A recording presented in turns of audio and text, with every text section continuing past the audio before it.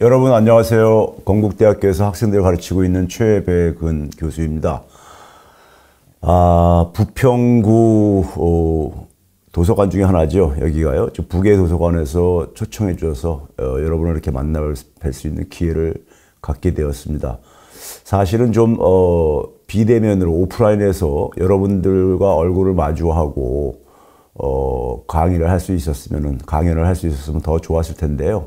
뭐 약간 아쉽지만은 그래도 여러분들과 이렇게 시간을 공유할 수 있어서 너무 감사합니다. 지금 이제 몇 분들이 지금 들어와 계시는데요. 맨 처음에 김미애 님이 이제 그런 글을 올리셨어요.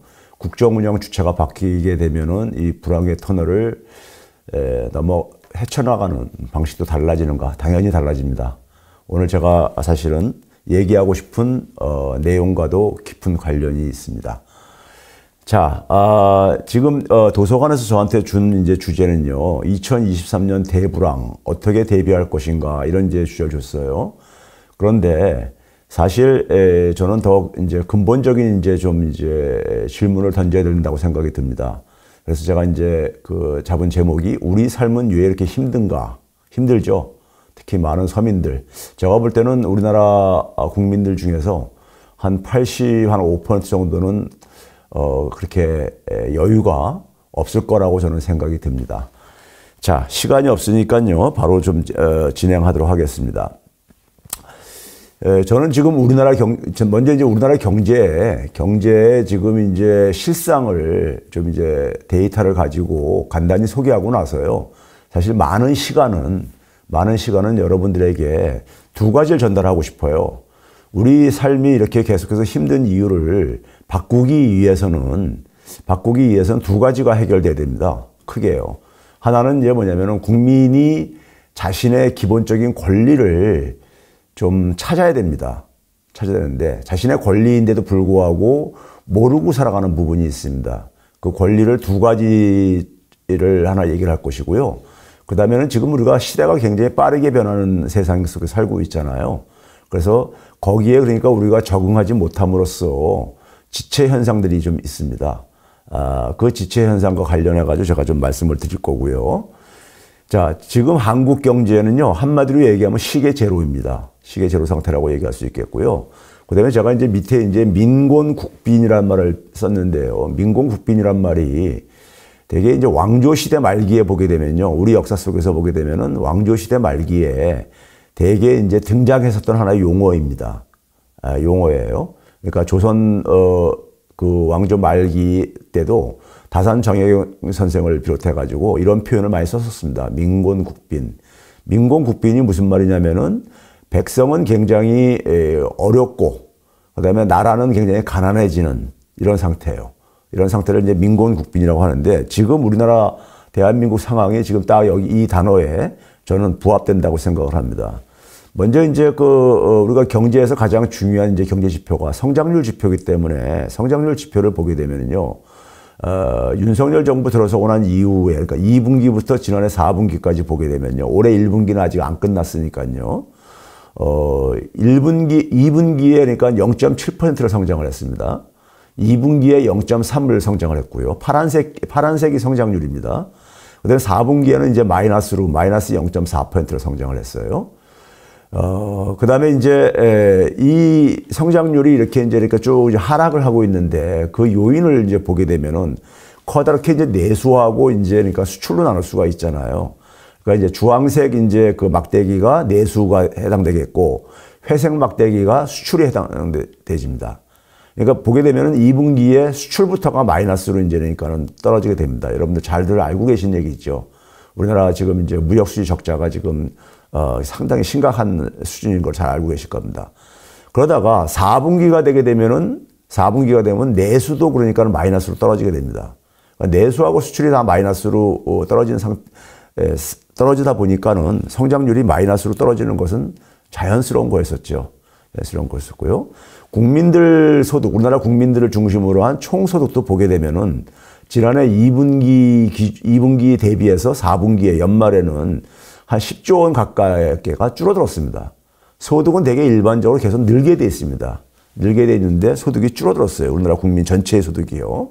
줄어들고, 그 다음에 이제 뭐냐면은 그 1년 전에 비해서도 그러니까는 아까는 이제 그러니까 분기별로 본 거고요.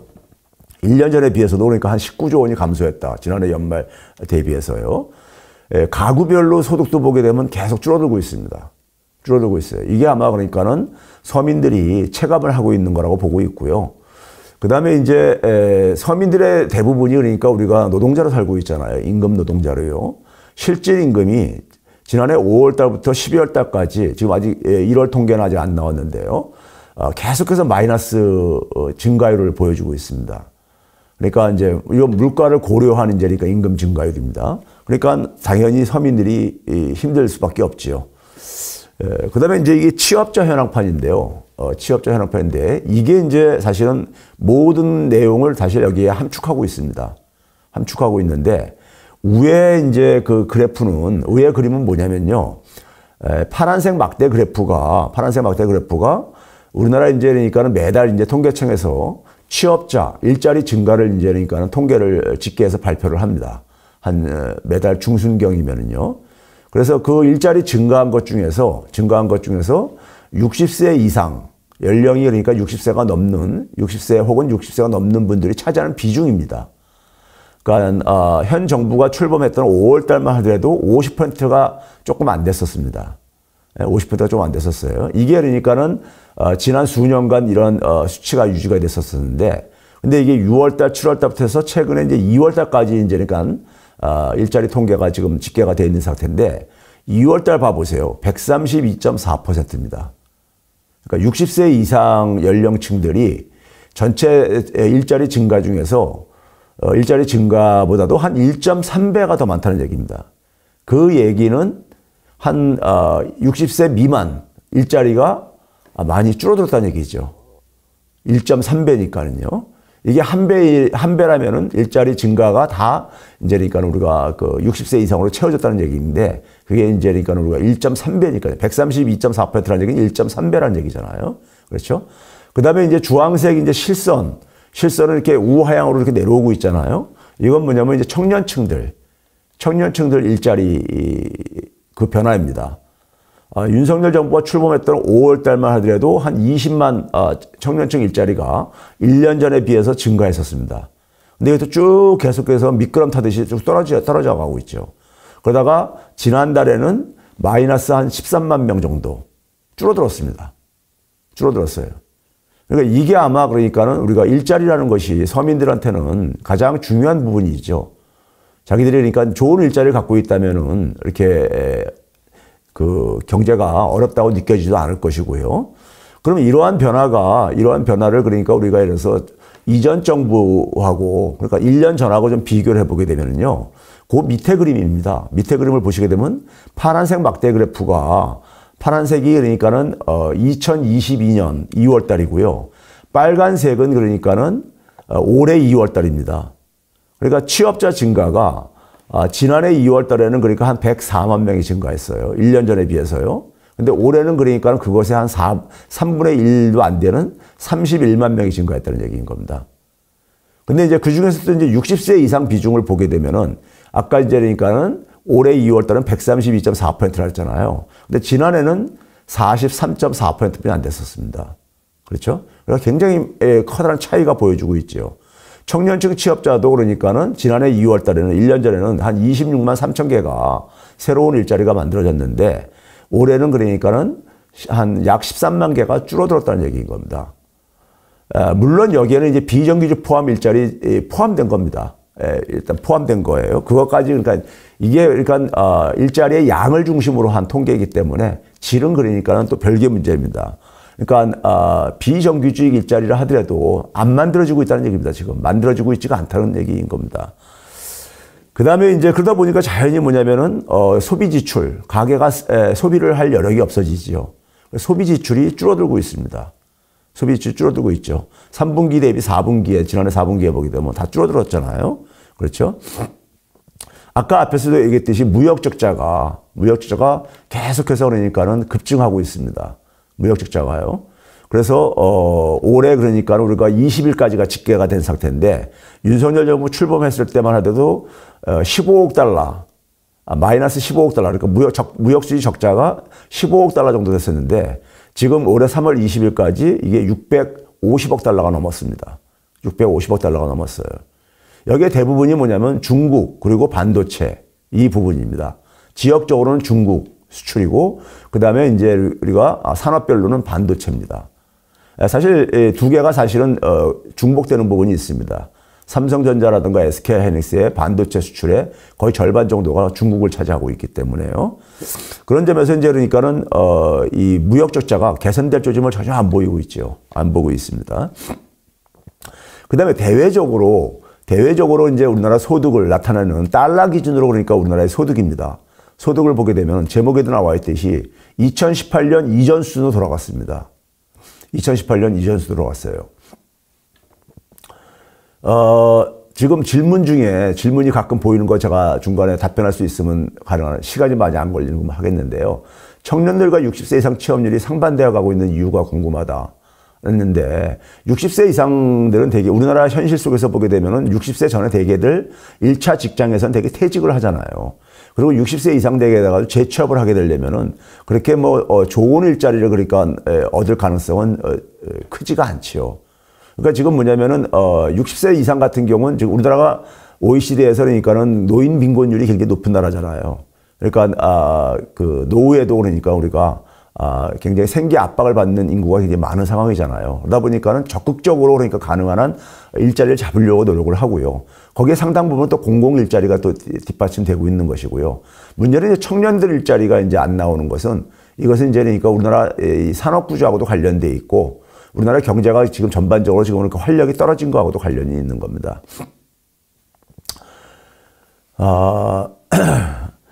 그 다음에 이제 달러 기준으로 보게 되면은요, 2018년 이전 수준으로 축소가 됐습니다.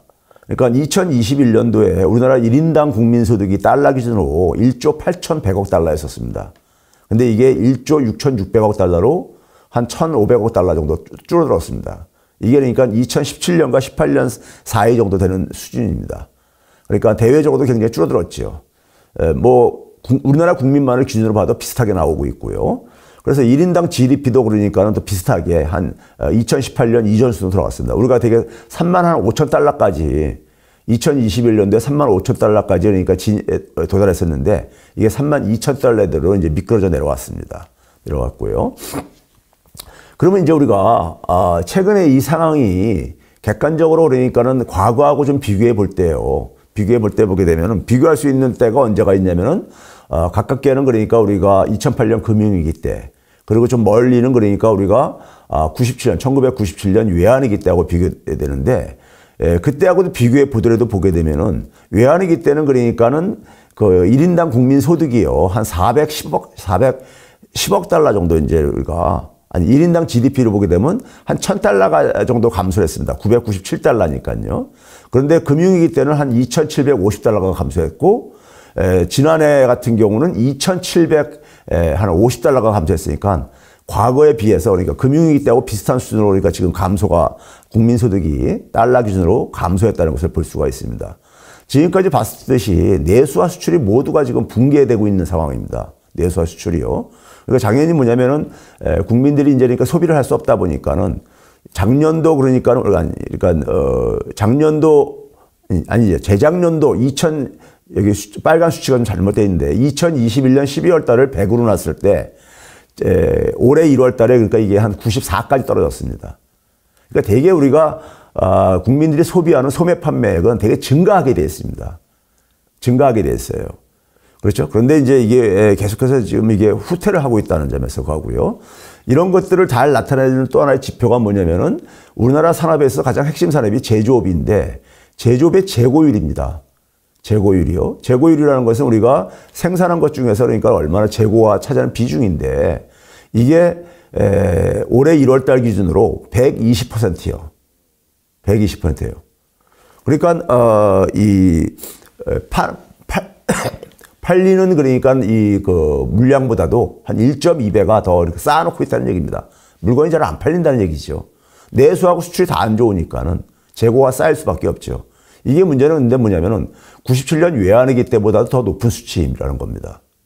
그러니까 상당히 지금 그러니까는 산업 현장에서 사업하시는 분들 굉장히 힘든다는 것을 아마 이 수치를 보게 되면은 그대로 이제 일치할 겁니다. 네, 그 다음에 이제 뭐 여러분들 잘 알고 있는 얘기지만은 한국의 주력 산업들이 굉장히 지금 위기에 처해 있죠. 위기에 처해 있는데 지금 현재 주력 산업은 대개 이제 반도체를 중심으로 해가지고 우리가 이제 현재 주력 산업이 그런데 반도체가 굉장히 어려운 형국에 있지 않습니까요? 그렇죠? 미국이 그러니까는 자기들 공급망을 안정적으로 확보하기 위해서 미국에다 다 공장 짓고 미국에 와서 다 사업해라. 사실상 미국 기업 역할을 하라는 얘기죠. 중국에 대해서는 그러니까 가능한 투자하지 말라는 거고. 그다음 미래 주력 산업의 대표적인 것이 우리가 전기차 산업과 관련된 2차 전지하고 그다음에 이제 바이오인데 이것도 마찬가지로 미국이 마찬가지로 이것도 중국 견제하고 미국에 그러니까는 좀 자립도를 높이기 위해 가지고 미국에서 그러니까는 생산을 하는 것을 강요를 하고 있죠. 그런 점에서 지금 그러니까는 한국의 주력 산업들이 상당히 그러니까 어려운 상황에 있습니다.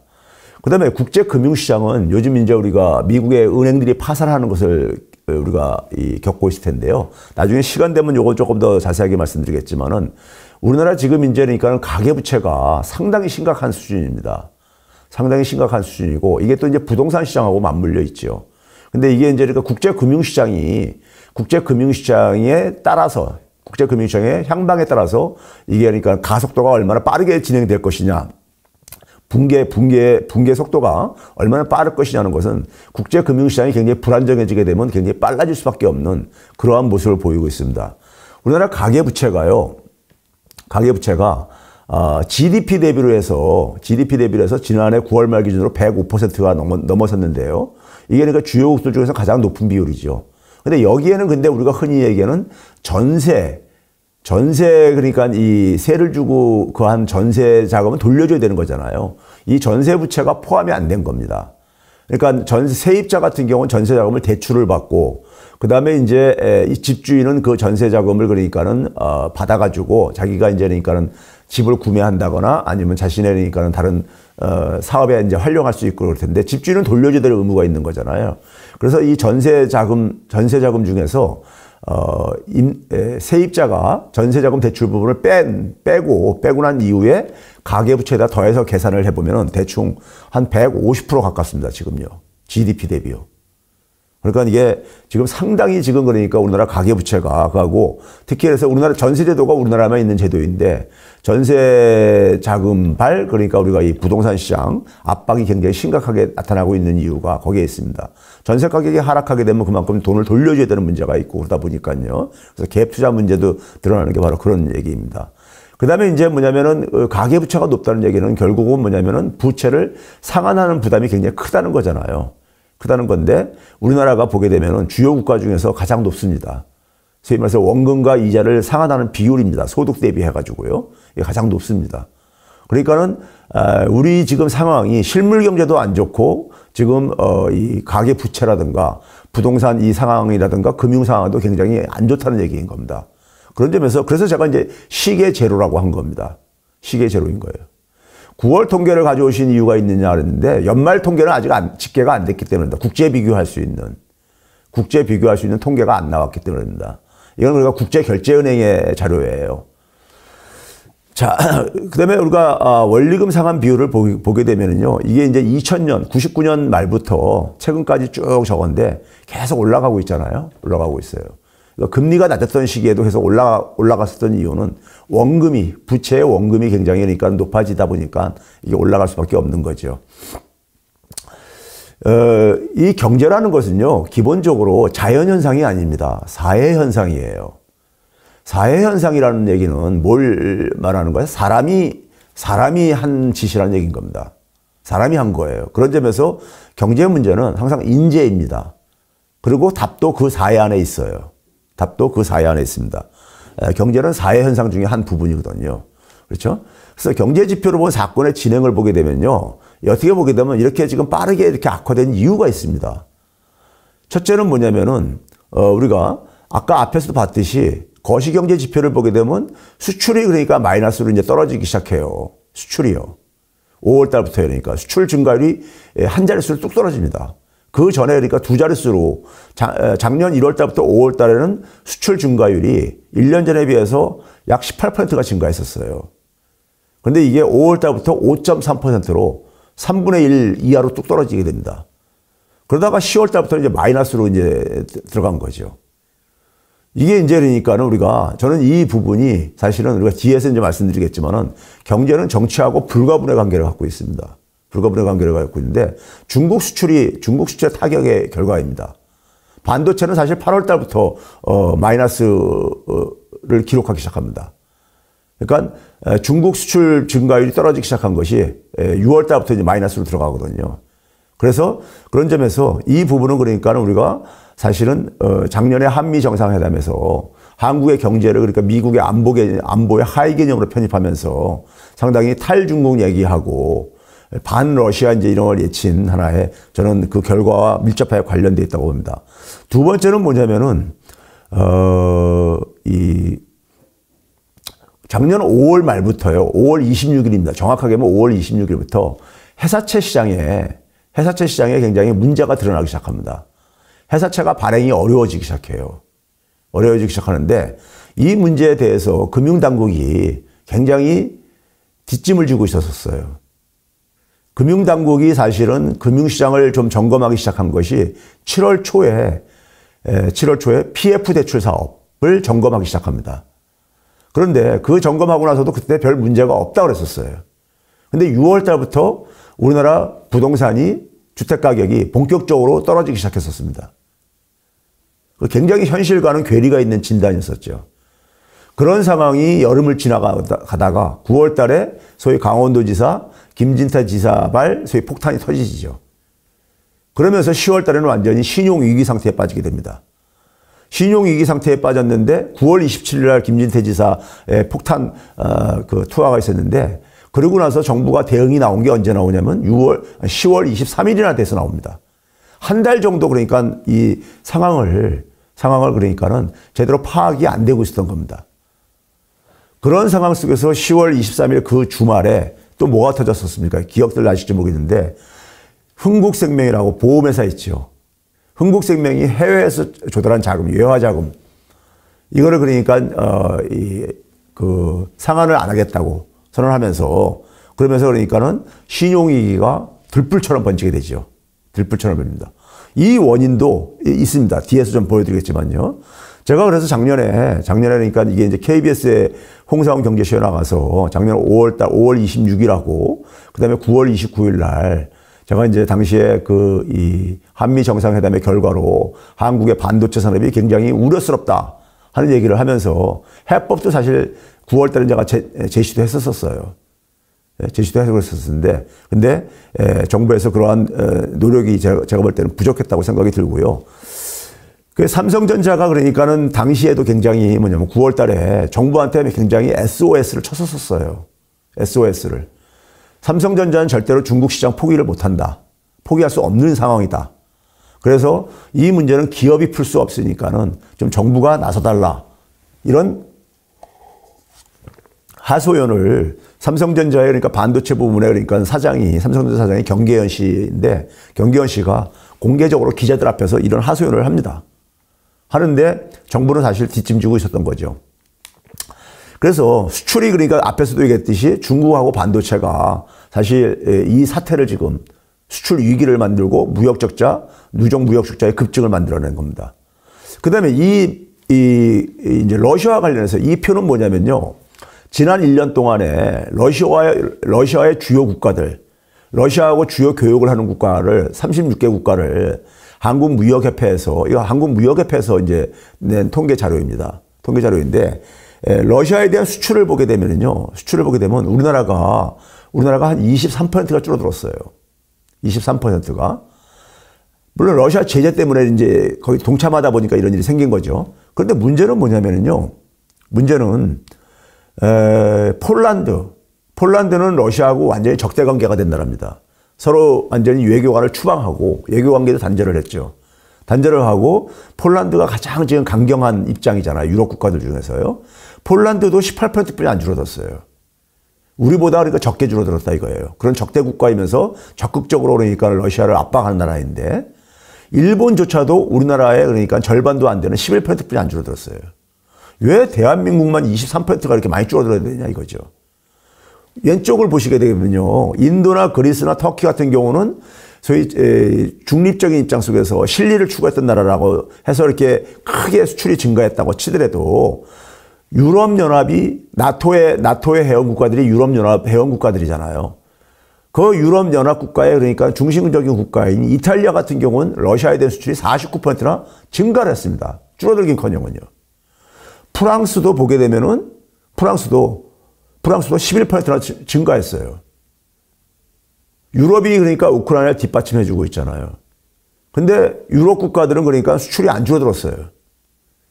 왜 우리는 러시아하고 적대 관계는 아니잖아요. 예? 아니잖아요. 근데 우리가 왜 이렇게 수출이 많이 줄어들어야 되냐 이거죠. 이게 그러니까는 나토 정상회담 가서 거기서 이제 반 러시아 이제 그 선언을 하고 러시아 제재를 해야 된다 이런 얘기를 하고 그랬었잖아요. 그러면서 러시아와의 관계가 그러니까는 굉장히 크게 이제 손상을 받은 거죠. 자, 이 현 정부가요 너무 이제 그러니까 문재인 정부에 대해서 문재인 정부 지우기를 집중을 하다 보니까는 사실 정권이 바뀌게 되면 국정이라는 것은 연속성을 갖고 있는 거거든요. 연속성을 갖고 있는 거기 때문에 그래서 우리가 뭐냐면 정부가 구성되기 두 달 전에 선거를 치르게 되는 것이고요. 선거를 치르고 나서 두 달 동안에 업무를 인수인계하는 기간이 있잖아요. 업무 인수인계하는 기간. 그렇죠? 왜 그러냐면 전임 정부에서 했었던 그러니까는 국정의 결과 속에서 남겨진 과제가 뭐고 그리고 어떠한 지금 상황이 어떤 것인가 이걸 파악을 해야 될 게 아닙니까? 그게 이제 국정의 업무 인수인계입니다. 그런데 업무 인수인계를 기본적으로 하진 않았어요. 하진 않았습니다. 예를 들어서 이게 연초가 되게 되면 각 정부의 부서들이 대통령한테 그러니까 업무 보고를 하잖아요. 보고를 하는데 금융감독원이 작년 초에 2월 14일입니다. 정확하게는요. 2월 14일 날 이거 금융감독원의 그 홈페이지에 들어가면 있는 자료입니다. 다 이런 건 다 공개하니까요. 대통령한테 이제 보고를 하면서 가장 우선시해야 될 과제로서 뭐냐면은 지난해 경제 상황이 굉장히 불확실성이 증대하는 상황이기 때문에 세 가지를 굉장히 신경을 써야 된다 이렇게 얘기했어요. 그 세 가지가 뭐냐면요. 부동산 시장을 비롯해 가지고 자산 시장의 충격이 굉장히 지금 예상된다. 이걸 예상을 했던 것이고 첫 번째가요. 두 번째는 뭐냐면은 대내외 그러니까 국내나 해외나 자금 조달 여건이 굉장히 악화될 것이다. 그래서 이것도 대비를 해야 된다. 세 번째는 그게 악화될 경우에 취약차주, 금리들이 인상되고 있으니까는 특히 취약차주들이 빚을 못 갚는 이런 일들이 부실화가 이게 또 커다란 문제일 것이다. 이 세 가지를 얘기를 했어요. 이 세 가지가 실제로 지난해 전개됐었잖아요. 그렇죠? 근데 이거를 업무 인수인계를 안 하다 보니까는 7월 달까지 소위 PF 대출 사업을 현장 점검한다고 하면서 아무 문제가 없다는 얘기를 계속 하고 그랬었어요. 아무 문제가 없다. 그러니까 그만큼 대비를 제대로 못한 거죠. 빨리 못한 거죠. 그 결과를 고스란히 우리나라가 9월 달, 10월 달, 11월 달에 엄청난 그러니까 자금 시장에 혼란을 가져왔던 거죠. 자, 그 다음에요. 세 번째는 뭐냐면은 금리 인상과 물가가 폭등하면서 가계가 그러니까는 가처분 소득과 뭐 이자 상환액이 증가하니까요. 그리고 물가가 오르니까 실질 소득도 줄어들고요. 그러니까 민간 소비가 위축되고 이런 상황 속에서 그리고 이제 올해 1월 달에는 이제 난방비 폭탄까지 터졌잖아요. 근데 현 정부는 뭐냐면 계속해서 시장주의를 얘기를 했어요. 시장이라는 제도는 굉장히 좋은 제도입니다. 좋은 제도이지만은 경제가 위기 상황에서는요. 위기 상황은 어떤 상황인 거냐면요. 시장이 충분히 시장만에 의해 가지고 경제가 운용이 안 되는 상황이에요. 그러다 보니까 위기가 발생하는 거죠. 그렇죠? 그래서 경제 위기 상황에서는 모든 나라들이 어느 나라나 다 할 것 없이 다 정부가 그러니까 재정 투입을 해가지고 그 민간 부분이 취약한 부분을 보완을 합니다. 근데 이걸 전부 다 시장주의에 의한다면서 방치를 한 거예요. 그러다 보니까 민간 소비하고 소상공인들이 굉장히 생존 위기에 내몰리게 된 거죠. 내몰리게 된 겁니다. 그래서 정책적으로도 그러니까 굉장히 너무 이념에 집착을 했었다는 것을 말씀드리겠고요. 네 번째는 뭐냐면은 지금 현 정부는요, 초창기엔 그랬죠. 이게 문재인 정부 탓이다. 그 다음에 대외 경제가 안 좋다. 뭐 이런 얘기 했는데, 최근까지도 보게 되면은 경제사령탑인 추경호 부총리가 뭐라고 합니까요? 우리나라 수출은 반도체 경기가 좋아지기 전에는 개선될 가능성 없다. 이거는 장관인 입에서 할 얘기가 아니죠. 예? 그 정부가 할 일이 없다는 얘기니까요. 그 정부가 존재 이유가 뭡니까요? 이렇게 그러니까는 결국은 뭐냐면은 이 문제가 드러났을 때 그 문제를 개선시키려고 하는 것이 정부가 해야 될 일인 것이죠. 여기에 대해서 그러니까는 사실은 저 역시 초창기에는 많이 대안을 얘기를 해줬었어요. 근데 뭐 듣지 않다 보니까 더 이상은 이제 얘기를 못 하게 되더라고요. 한국의 경제 위기는요, 소위 말해서 이 안보 위기, 한반도 평화 위기죠. 그 다음에 이 두 가지는 기본적으로 민주주의 붕괴의 결과입니다. 전 세계에서 우리가 민주주의 지수를 평가하는 가장 그러니까 우리가 그 대표적인 과학적으로 측정하는 이 기관이 스웨덴에 있는 민주주의 다양성 연구소라고 있습니다. 매년 3월 초에 그 전년도 거를 1년치를 관찰을 해가지고 발표를 합니다. 우리나라가 2021년만 하더라도요, 2018년부터 2021년까지 소위 말해서 이 연구소에서 전 세계 179개, 한 180여 개 국가를 대상으로 이거를 점수를 매깁니다. 굉장히 아주 세세하게 매겨요. 전 세계에 그러니까 민주주의를 평가하는 기관이 여러 개가 있지만, 예, 제가 목감기가 좀 있는 것 같아요. 좀 무리를 하다 보니까 죄송합니다. 목소리가 좀 불편함을 드려서요. 2018년부터 21년까지 우리나라가 이 179개 국가를 10개 그룹으로 나눕니다. 10개 그룹으로 나눴을 때 우리나라가 상위 1그룹으로 진입했었어요. 2018년부터 2021년까지요. 소위 말해서 상위 1그룹은 어떤 나라냐면은 우리가 흔히 아는 북유럽에 복지도 잘 돼 있고, 소위 투명하고, 부패도 없고, 이런 나라들이요. 이런 나라인데, 스웨덴, 덴마크, 노르웨이, 뭐 이런 나라들이죠. 이런 나라들하고 같은 등급이었었어요, 우리나라가요. 같은 등급이었습니다. 근데, 지난해 그러니까 우리가 어디로 떨어졌느냐? 지난해 우리가 11계단이나 떨어졌어요. 그래서 우리가 2등급으로 내려갔고, 우리나라가 2018년도부터 일본을 한참 앞섰는데, 일본보다 더 밑으로 떨어졌습니다. 일본보다 더 밑으로 떨어졌어요. 그런 점에서 경제하고 민주주의는요, 시장 경제와 민주주의는 뗄래야 뗄 수 없는 그런 관계를 갖고 있습니다. 그러니까 1그룹 국가에서 2그룹으로 후퇴했는데, 아까 국민소득하고 비슷한 추이를 보이고 있잖아요. 국민소득도 달러 기준으로 봤을 때 2018년 이전으로 돌아갔음을 우리가 수치가 보여줬잖아요. 그렇죠? 자, 그 다음에 대한민국의 이제 제가 오늘 이제 좀 집중하고 싶은 거는요. 오늘 좀 집중하고 싶은 얘기는 이런 얘기입니다. 대한민국이 살면서 사는 국민들이 왜 이렇게 힘든가? 왜 이렇게 힘든가를 우리가 좀 이해하는 데 속에서 제가 이제 보여줄 수 있는 이 지표가 여기 지금 화면에 지금 올라가 있는 건데요. 2020년하고 21년에 우리가 소위 말해서 코로나 바이러스가 창궐했던 기간이잖아요. 그 2년 동안에 돈들을 엄청 풀었습니다. 돈들을요. 뭐 우리나라는 그래도 상대적으로 미국이나 큰 나라들보다는 적게 푸는 경우지만 우리나라도 굉장히 많이 풀었어요. 그 2년 동안에 풀린 돈이 얼마냐면요. 참 여러분 감은 잘 안 오실 겁니다. 이 규모가요. 한 700조 원이 풀렸습니다. 700조 원이 풀렸어요. 2년 동안에요. 그러면 이게 우리나라 국민 1인당이라고 하는 얘기는 어린애까지 다 카운트를 한 겁니다.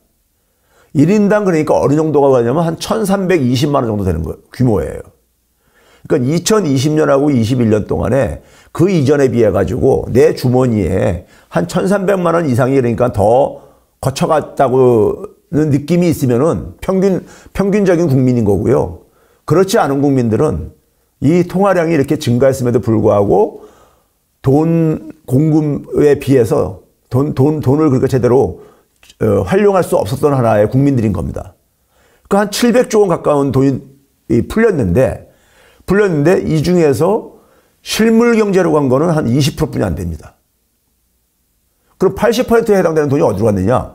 실물 경제 아니면 갈 데가 어디 있겠습니까? 돈이라는 것은 가만히 멈춰 있질 않거든요. 끊임없이 뭐냐면은 수익이 높은 데로 옮겨 다니거든요. 돈이라는 것은요. 그렇잖아요? 그럼 80% 정도는 어디로 갔느냐? 자산시장으로 간 겁니다. 자산시장으로요. 그러니까 부동산, 주식, 코인 이런 쪽으로 간 겁니다.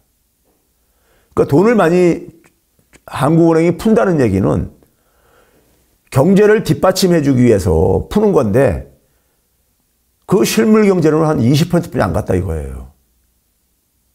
예?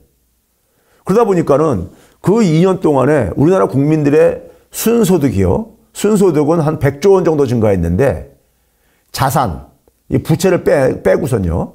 자산은 뭐냐면은 그것에 한 31배나 해당되지는 3,240조 원이 증가했습니다. 3,240조 원이 증가했어요. 소득은 한 100조 정도 증가하는데 자산은 3,200조 넘게 증가했다 이거예요.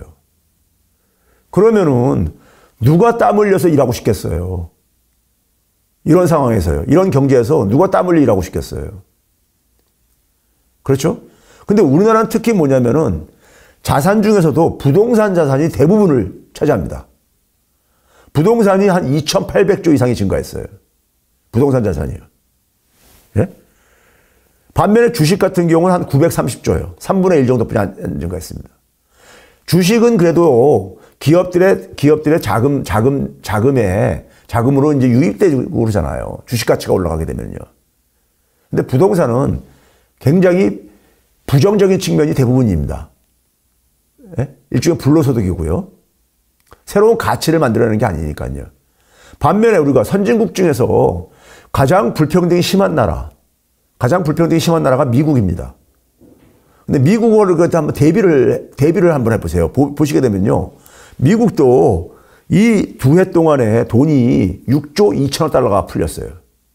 6조 2천억 달러가. 근데 미국만 하더라도 실물 경제로 한 43%가 왔어요. 우리나라의 2배 정도 간 거죠. 그래서 여기는 소득보다 자산이 한 16배뿐이 안 증가했어요. 우리의 2분의 1뿐이 안 증가했어요. 여기도 많이 증가한 거죠. 근데 우리가 특히 심하다 이거예요. 거기다가 미국은 부동산보다는 주식이 한 3배 더 부동산보다 증가했어요. 그러니까 우리나라가 가계부채가 높은 이유가 있어요. 대부분 자산 증가가 부동산에서 발생하다 보니까. 예? 부동산은 기본적으로 자기 개인 돈만 가지고 구입하기가 어려운 고액 자산이잖아요. 그러니까 가계부채가 증가할 수밖에 없어요. 그러니까 우리나라의 이 자산 구조가 굉장히 안 좋은 겁니다. 굉장히 안 좋은 거예요. 거기다가 이 자산 중심으로 경제가 돼 있으면요. 자산이라는 것은 부동산 자산이 대표적인 거잖아요. 자산이라는 것은 세습성을 갖고 있습니다. 세습성을. 즉 부모나 할아버지나 부모가 부동산을 많이 갖고 있으면은 그걸 대물림 받잖아요. 대물림 받잖아요. 그래서 사실상 우리나라는 제가 볼 땐 세습사회입니다. 세습사회예요. 예? 부모가 그러니까 얼마나 많은 자산을 갖고 있느냐에 따라서 자녀의 교육 수준이 결정되고요. 예? 자녀의 교육 수준이 사회적인 지위를 결정하고 또 경제력을 결정하는 이런 악순환이 돼버립니다. 실제로 보게 되면요. 경제학자들이 2013년도에요. 박근혜 정부 첫 해죠. 그때 이제 측정한 게 있었는데 부모가 상위 10%일 때 소득에 있어서 상위 10%일 때 자녀가 상위 10%로 살 확률 이런 걸 계산해 봤어요. 그랬더니 얼마나 나왔는지 아세요? 한 87% 정도 나왔습니다. 거의 90% 가깝게. 이게 10년 전 얘기예요. 부모가 소득이 하위 10%일 때 자녀가 하위 10%로 살 확률 88% 나왔습니다. 거의 비슷하게. 중간은 조금씩 이제 줄어듭니다. 그 상위 10%랑 하위 10% 보게 되면 완전히 신분이 대물림되는 사회입니다. 왜 그러냐? 자산 중심으로 경제력이 돼 있으니까요. 자산은 대물림이 되는 하나의 경제력이거든요. 소득과 달리요. 그렇죠? 대물림 되잖아요. 그렇죠. 그래서 거기다 우리나라 교육이라는 게 또 어떤 방식입니까? 소위 강남 8학군식 교육이 우리 교육을 상징적으로 보여주는 표현이잖아요. 강남 8학군식 교육이 뭐예요? 돈을 많이 투입할수록 성적이 그에 비례해서 나오는 교육 방식입니다. 그러다 보니까는 할아버지의 재력이 손주의 그러니까 교육 수준을 결정한다. 뭐 이런 얘기도 우리가 우스갯소리도 오래전부터 나왔던 거 아닙니까? 자, 그래서 이거를 그러니까 우리가 상징적으로 우리가 보여준 것이 뭐냐면 우리 사회의 모습입니다. 우리 사회를 가지고 많은 사람들이 부동산 공화국이다 이런 말을 써요. 부동산 공화국이다. 부동산 자산가 공화국이죠. 우리나라는 이 소위 말해서 부동산을 중심으로 해가지고 부동산에서 돈이 제일 많이 나오다 보니까 부동산을 중심으로 해가지고 경제적인 이권의 카르텔이 만들어져 있습니다. 카르텔이 만들어져 있어요. 우리나라 재벌 기업들, 소위 말 대기업들을 치고 건설에서 없는 대기업 없잖아요. 그렇죠? 그 다음에 부동산은요, 살려면은 꼭 금융의 지원을 받아야 됩니다. 워낙 고가이다 보니까요. 제가 그런 얘기를 해요. 우리 사회에서 가장 힘이 센 게 뭐냐 하게 되면요. 권력은 5년뿐이 안 가잖아요. 정치 권력은요. 돈입니다. 돈이에요, 사실은요. 우리나라에서 가장 힘이 센 집단하게 되면 우리가 흔히 삼성 이렇게 얘기하는 많은 사람들이 그렇게 하는 이유가 그거잖아요. 예? 그렇죠? 그러니까 우리나라에서 가장 그러니까 돈이 많은 데가 어딥니까? 재벌 자본하고 금융 자본이죠. 이 두 개가 부동산 건설을 매개로 서로가 연결되어 있습니다. 재벌 자본도 건설에서 한두 개씩 다 갖고 있고, 금융 자본은 그러니까는 부동산을 대상으로 해서 대출을 해주고 그러니까 돈놀이를 하니까요. 그렇죠? 그 다음에 이러한 부동산을 매개로 해가지고 형성된 경제적인 이권 카르텔을 공공 영역에서 지원해주는 부대가 있고요. 민간 영역에서 지원해주는 게 있습니다. 공공 영역에서 지원해주는 게 이른바 모피아입니다. 경제 관료를 중심으로 해서 금융위원회, 한국은행, 국토부, 국세청. 네? 이들이 그러니까는 국민을 위해서 사용하는 권한을 사실 부동산 건설 자본의 이해관계에 굉장히 충실한 정책을 항상 사용합니다. 그리고 민간 내에서 이들을 뒷받침하는 게 되게 언론입니다. 우리나라 신문과 방송을 보게 되면은 많은 건설회사들이 그걸 소유를 하고 있어요. 수십 개를요. 여러분 알다시피요. 심지어는 뭐냐면은 물리력도 공적인 물리력을 담당하는 데가 검찰이잖아요. 사적인 민간 부분에서 물리력이 누가 합니까? 조폭이죠. 건설 분야에 보게 되면 조폭들 항상 거기 그 부분에 어슬렁어슬렁 거리잖아요. 철거 뭐 이런 거 관련해 가지고요. 그래서 우리나라는 이 부동산에서 가장 많은 돈이 생기다 보니까는 부동산을 매개로 해가지고 경제적인 이권 카르텔이 형성돼 있어요. 카르텔이 형성돼 있습니다. 소위 우리 사회 특권층은 대개가 그러다 보니까 부동산 자산가들입니다. 부동산 자산가들이에요. 그렇죠? 자, 이 부분이 그러니까 실제로 보게 되면요. 우리나라의 토지 소유율입니다. 자, 이 그림을 보게 되면 토지 소유율인데 왼쪽은 뭐냐면 개인별 토지 소유고요. 오른쪽은 기업들, 법인 기업들 토지 소유인데 개인들 토지 소유 보게 되면요. 상위 10%가 거의 70%를 갖고 있습니다. 토지를요. 절반 정도는 우리나라 국민들 중에서 하위 50%는요. 땅 한 평 없습니다. 땅 한 평 없어요. 그 다음에 기업들 보면 더 심해요. 기업들 보면요. 상위 10%가 거의 90%를 갖고 있습니다. 우리나라 재벌 자본들이 대부분 땅을 다 갖고 있습니다. 그러니까 부동산이 굉장히 집중되어 있죠. 부동산 중심으로 자산이 그러니까 형성되고요. 이거 어떻게 보게 되면요. 우리 전통시대 왕조시대 말기하고 비슷해요.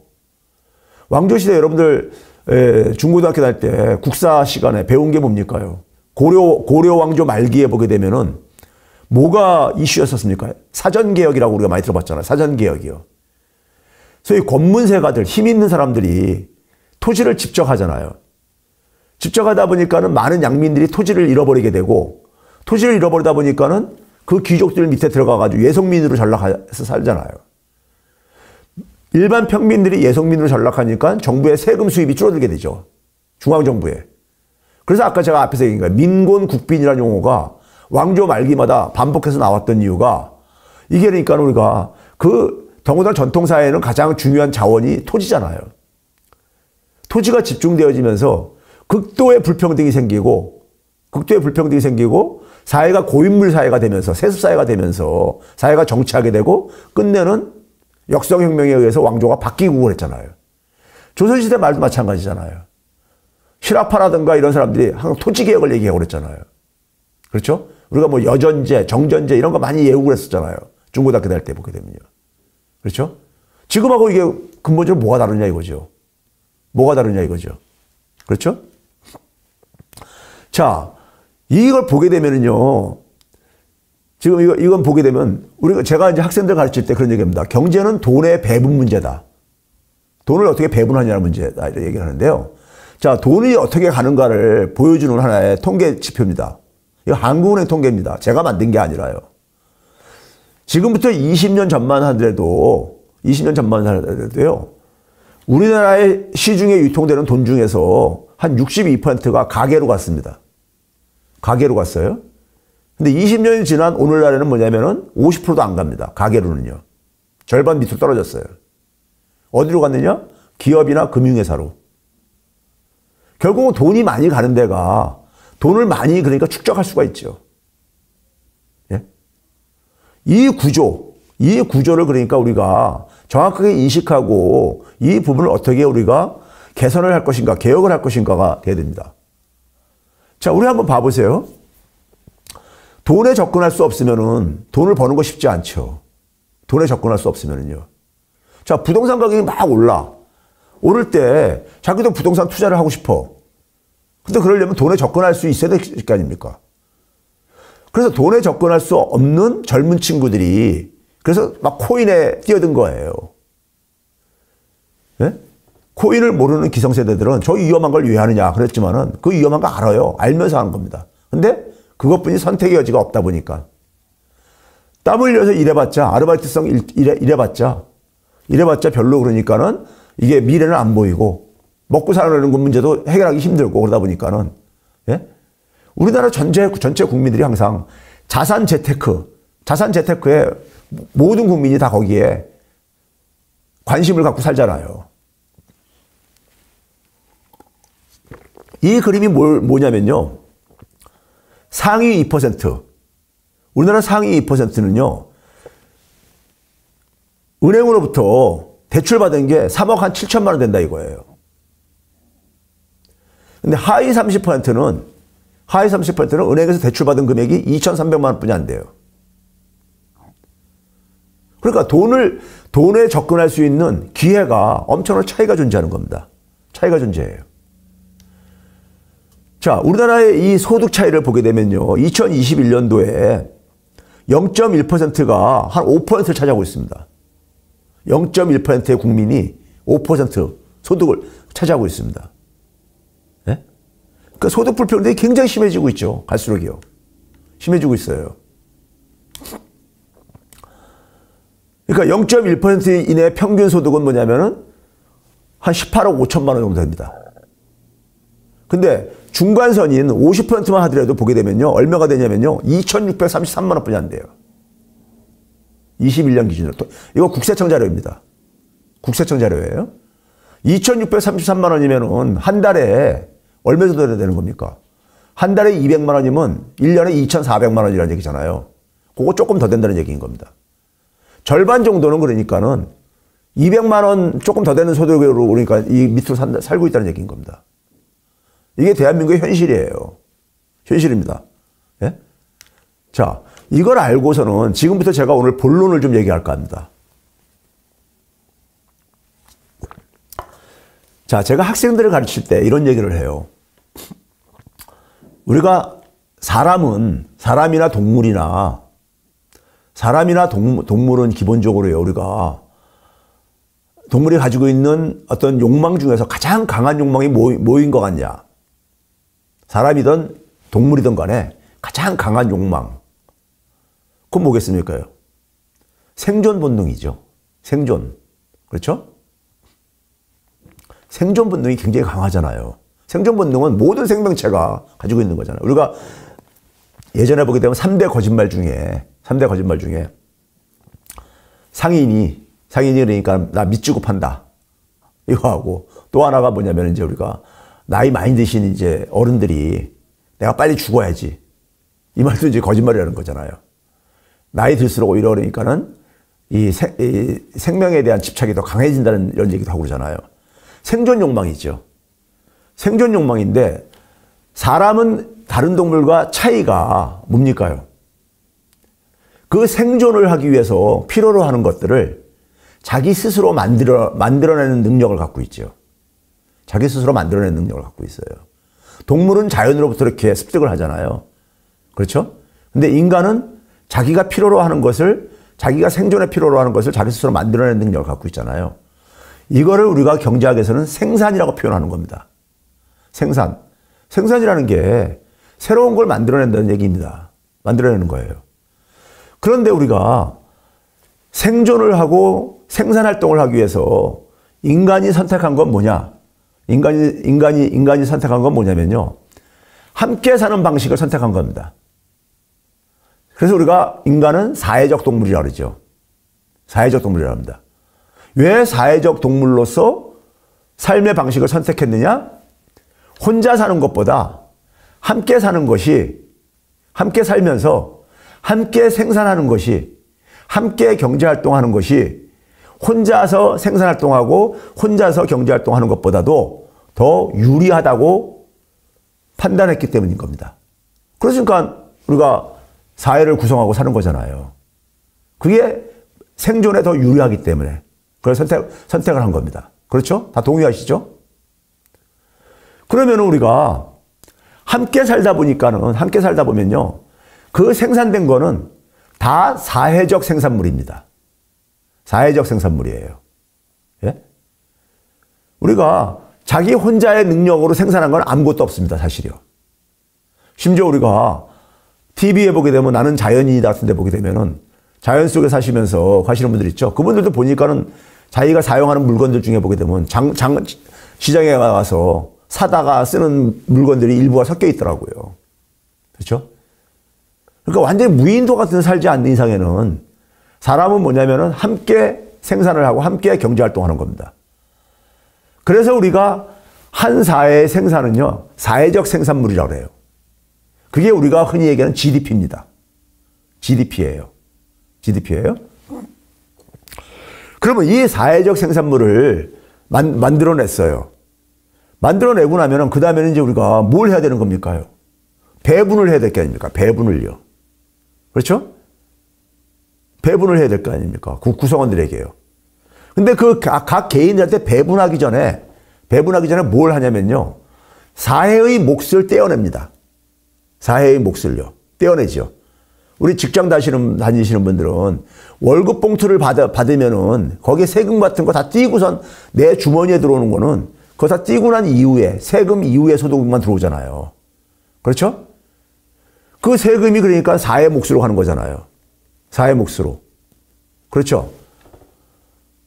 자, 우리가 아파트 같은 공동주택 생활을 하게 되면은 공동관리비라는 게 있잖아요. 공동관리비. 함께 살다 보니까 공동관리비가 부과되잖아요. 주민들의 대표인 동대표들이 모여가지고 그걸 결정하고 그러잖아요. 그렇죠? 공동관리비를요. 그러면 한 사회에서도 사회적인 몫을 먼저 떼어냅니다. 먼저 떼어내야 돼요. 여기에는 뭐냐면은 대표적인 게 뭐가 있습니까?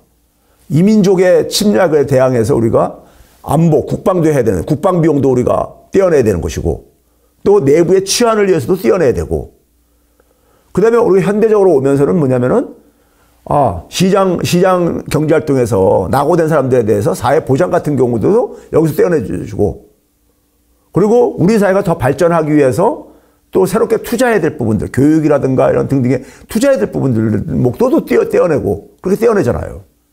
그렇죠? 그게 오늘날 정부의 재정, 예산으로 그러니까는 이게 할당되는 거잖아요. 그러면 이 영역은, 이 사회적 몫은 우리가 1년 동안에 우리 모두 함께 생산한 것이 100이라고 할 때, 100 중에서 얼마 정도를 사회적 몫으로 떼어낼까 할 때, 10을 떼어낼까? 20을 떼어낼까? 50을 떼어낼까? 이거 누가 결정하는 겁니까? 형식적으로는 대통령이라든가 국회의원들이 결정권을 갖고 있지만은 그 대통령이나 국회의원들은 선출 권력이라고 그러잖아요. 선출 권력. 국민에 의해 가지고 국민으로부터 권한을 위임받은 사람들이잖아요. 그렇죠? 즉 뭐냐면 결국은 누가 결정하는 거냐? 국민이 결정하는 겁니다. 어느 정도를 사회 몫으로 떼어낼 것인가를 결정하는 건 국민입니다. 그래서 대통령이나 이런 국회의원 선거 때 보게 되면은 각 정당들이 공약을 내세우잖아요. 공약을 내세우잖아요. 정책과 관련된 경제정책과 관련된 공약을 내세우면서 내세우잖아요. 과거 박근혜 정부 때도 내가 대통령 되게 되면은 고령층에 대해서 모든 기초연금을 주겠다. 이런 공약을 내세우고 그러잖아요. 그럼 거기에 대해서 그 재원을 확보하기 위해서 세금을 조정해야 될 게 아닙니까? 그렇죠? 그럼 국민들은 뭐냐면 그 공약을 보고서 그러니까 자기가 선택을 하는 거잖아요. 그렇죠? 그런데 이 부분은 정치가 결정하는 거예요, 결국은. 정치 영역입니다. 제가 이제 개인적으로 유튜브도 이제 하고 그러는데요. 한 27만 명 정도 되는 유튜브를 운영을 하고 있는데요. 사람들 중에 그런 얘기 하는 사람들이 있어요. 교수님, 정치 얘기는 좀 안 했으면 좋겠습니다. 왜 그러냐면요. 현실 정치를 보게 되면 직업적인 정치인들이 굉장히 국민들을 실망시키는 부분들이 많잖아요. 그리고 또 일부는 언론들이 또 그렇게 혐오감을 또 조장도 하고 한 결과이기도 한데요. 예? 저는 후자가 굉장히 심각하다고 보는데, 근데 정치라는 건 뭐냐면요. 정치라는 사전적인 정의가 뭐냐면요. 사회과학 사전에 정치에 대한 정의가 어떻게 되어 있냐면요. 정치라는 것은 함께 살아가면서 혼자 살면 정치 필요 없습니다. 혼자 살면 정치 필요 없어요. 함께 살아가다 보면은요, 공동으로 해결해야 될 문제가 있잖아요. 아까 우리가 함께 살아가는 삶을 선택한 이유는 그게 내 생존에 유리하기 때문에 선택했다 했잖아요. 인간들이요. 근데 함께 살아가다 보면 불편한 것도 있어요. 불편한 것도 있다고요. 그렇죠? 함께 살다 보면요. 부부 사이에도 한 집에 살면 불편한 거 있잖아요. 근데도 더 좋은 게 많으니까 같이 사는 거잖아요. 결혼해서요. 그렇죠? 그러면 함께 살아가면서 우리가 해결해야 될 공동의 과제가 생길 수밖에 없잖아요. 함께 살아가면서 공동으로 해결해야 될 어떤 문제들이 있잖아요. 아파트에서도 그 공동의 문제들이 있잖아요. 그 공동의 문제를 해결해가는 과정이 바로 정치입니다. 정치의 뜻이에요. 그러니까 정치라는 것은 기본적으로 외면할 수도 없는 것이고요. 정치라는 것은 그 사회 구성원이 정치에 대한 참여는 기본적인 의무인 겁니다. 의무인 거예요. 내가 사회적 동물로 혼자 살지 않고 함께 사는 걸 선택한 이상에는 이건 의무인 거예요. 정치에 대한 관심, 참여는 의무이고 권리인 겁니다. 그렇잖아요. 그렇죠? 그러니까 우리가 세금을 얼마로 거둘 것인가 국민들이 결정하는 거잖아요. 예? 국회의원들이 국회에서 심의해가지고 최종 결정을 하지만은 국민들이 가는 거잖아요. 세금은 정치인 겁니다. 그렇죠? 사회보장도 우리가 기초연금을 줄 건가 말 건가. 이거 정치예요. 예? 정치잖아요. 이거 순수한 경제라고 보기 어려운 겁니다. 그러면 이런 것들은 정치 영역에서 결정되어지는데 정치 영역은 오늘날 우리가 어떤 방식으로 풀어갑니까요? 민주주의 원리죠. 민주주의 원리는 기본적으로 뭡니까요? 1인 1표 방식입니다. 이재용이나 나나 최백은이나 똑같은 한 표를 행사하는 거죠. 1인 1표입니다. 그렇죠? 정치 영역은요. 여기서 결정되는 것이고요. 그리고 나서 그것만 결정하는 게 아니라 우리가 함께 살면서 사회를 보다 더 그러니까 빠르게 발전시키기 위해서 사회를 보다 더 그러니까 문명사회로 만들기 위해서 우리가 교육제도도 계속해서 업그레이드 시키고 심지어는 금융제도도 굉장히 계속해서 우리가 선진화시키려고 하고 그러죠. 금융 시스템, 금융제도 이런 것들도요. 그렇죠? 우리가 어떤 금융사고가 터지게 되면 금융제도도 좀 이제 업그레이드 시키려고 그러잖아요. 이것도 누가 하는 겁니까요? 이것도 정치 영역에서 하는 거잖아요. 제도나 시스템을 만드는 거 다 정치 영역에서 하는 거잖아요. 그렇죠? 그 다음에 뭡니까요? 그걸 위해서 사회 몫을 떼어내고 난 다음에 나머지 부분을 개인들끼리 배분을 하는 건데 거기는 뭡니까? 그 개인이 기여한 것에 비례해가지고 배분을 하죠.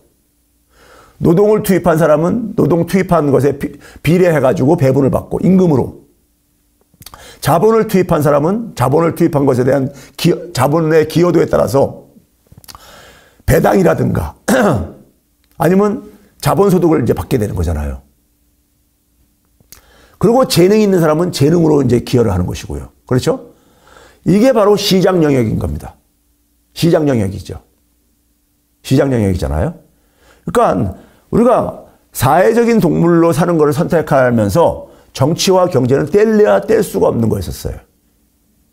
동전의 앞뒷면인 겁니다. 근데 이 시장 영역만을 경제라고 생각을 하시는 분들이 있어. 네?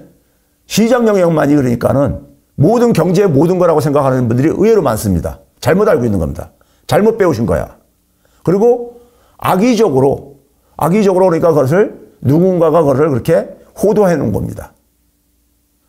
자, 근데 이 시장 영역은요, 정치 영역과 달리 1원 1표가 작동하는 곳입니다. 대표적인 게 뭡니까? 주식회사 보게 되면 1주 1표잖아요. 모든 사람이 똑같은 권리 행사를 하지 않잖아요. 주식을 많이 가진 사람이 더 많은 그러니까 결정권을 행사하잖아요.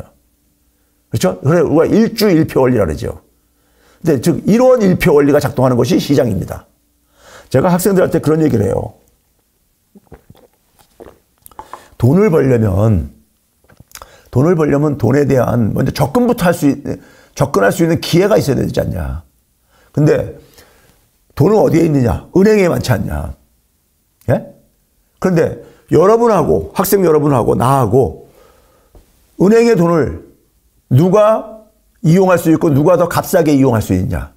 그럼 학생들이 당연히 교수님이죠. 자기들은 은행에서 대출도 안 해준다 이거예요. 왜? 경제활동 이런 게 없으니까요. 그렇죠? 신용거래 실적도 없고 그러니까요. 그렇죠? 그러면 그런 사람들이 돈을 이용하기 위해서 가는 곳이 어디입니까? 이금융권, 대부업체 이런 데잖아요. 카드회사, 카드론 이런 거잖아요. 금리가 굉장히 높잖아요. 은행보다도요. 그렇죠? 그러니까 저 같은 경우는 은행에서 왜 대출을 해줍니까? 안정적인 직장이 있고 소득이 어느 정도 그러니까는 중산층 이상이라고 보니까는 믿고선 빌려주는 거잖아요. 그렇죠?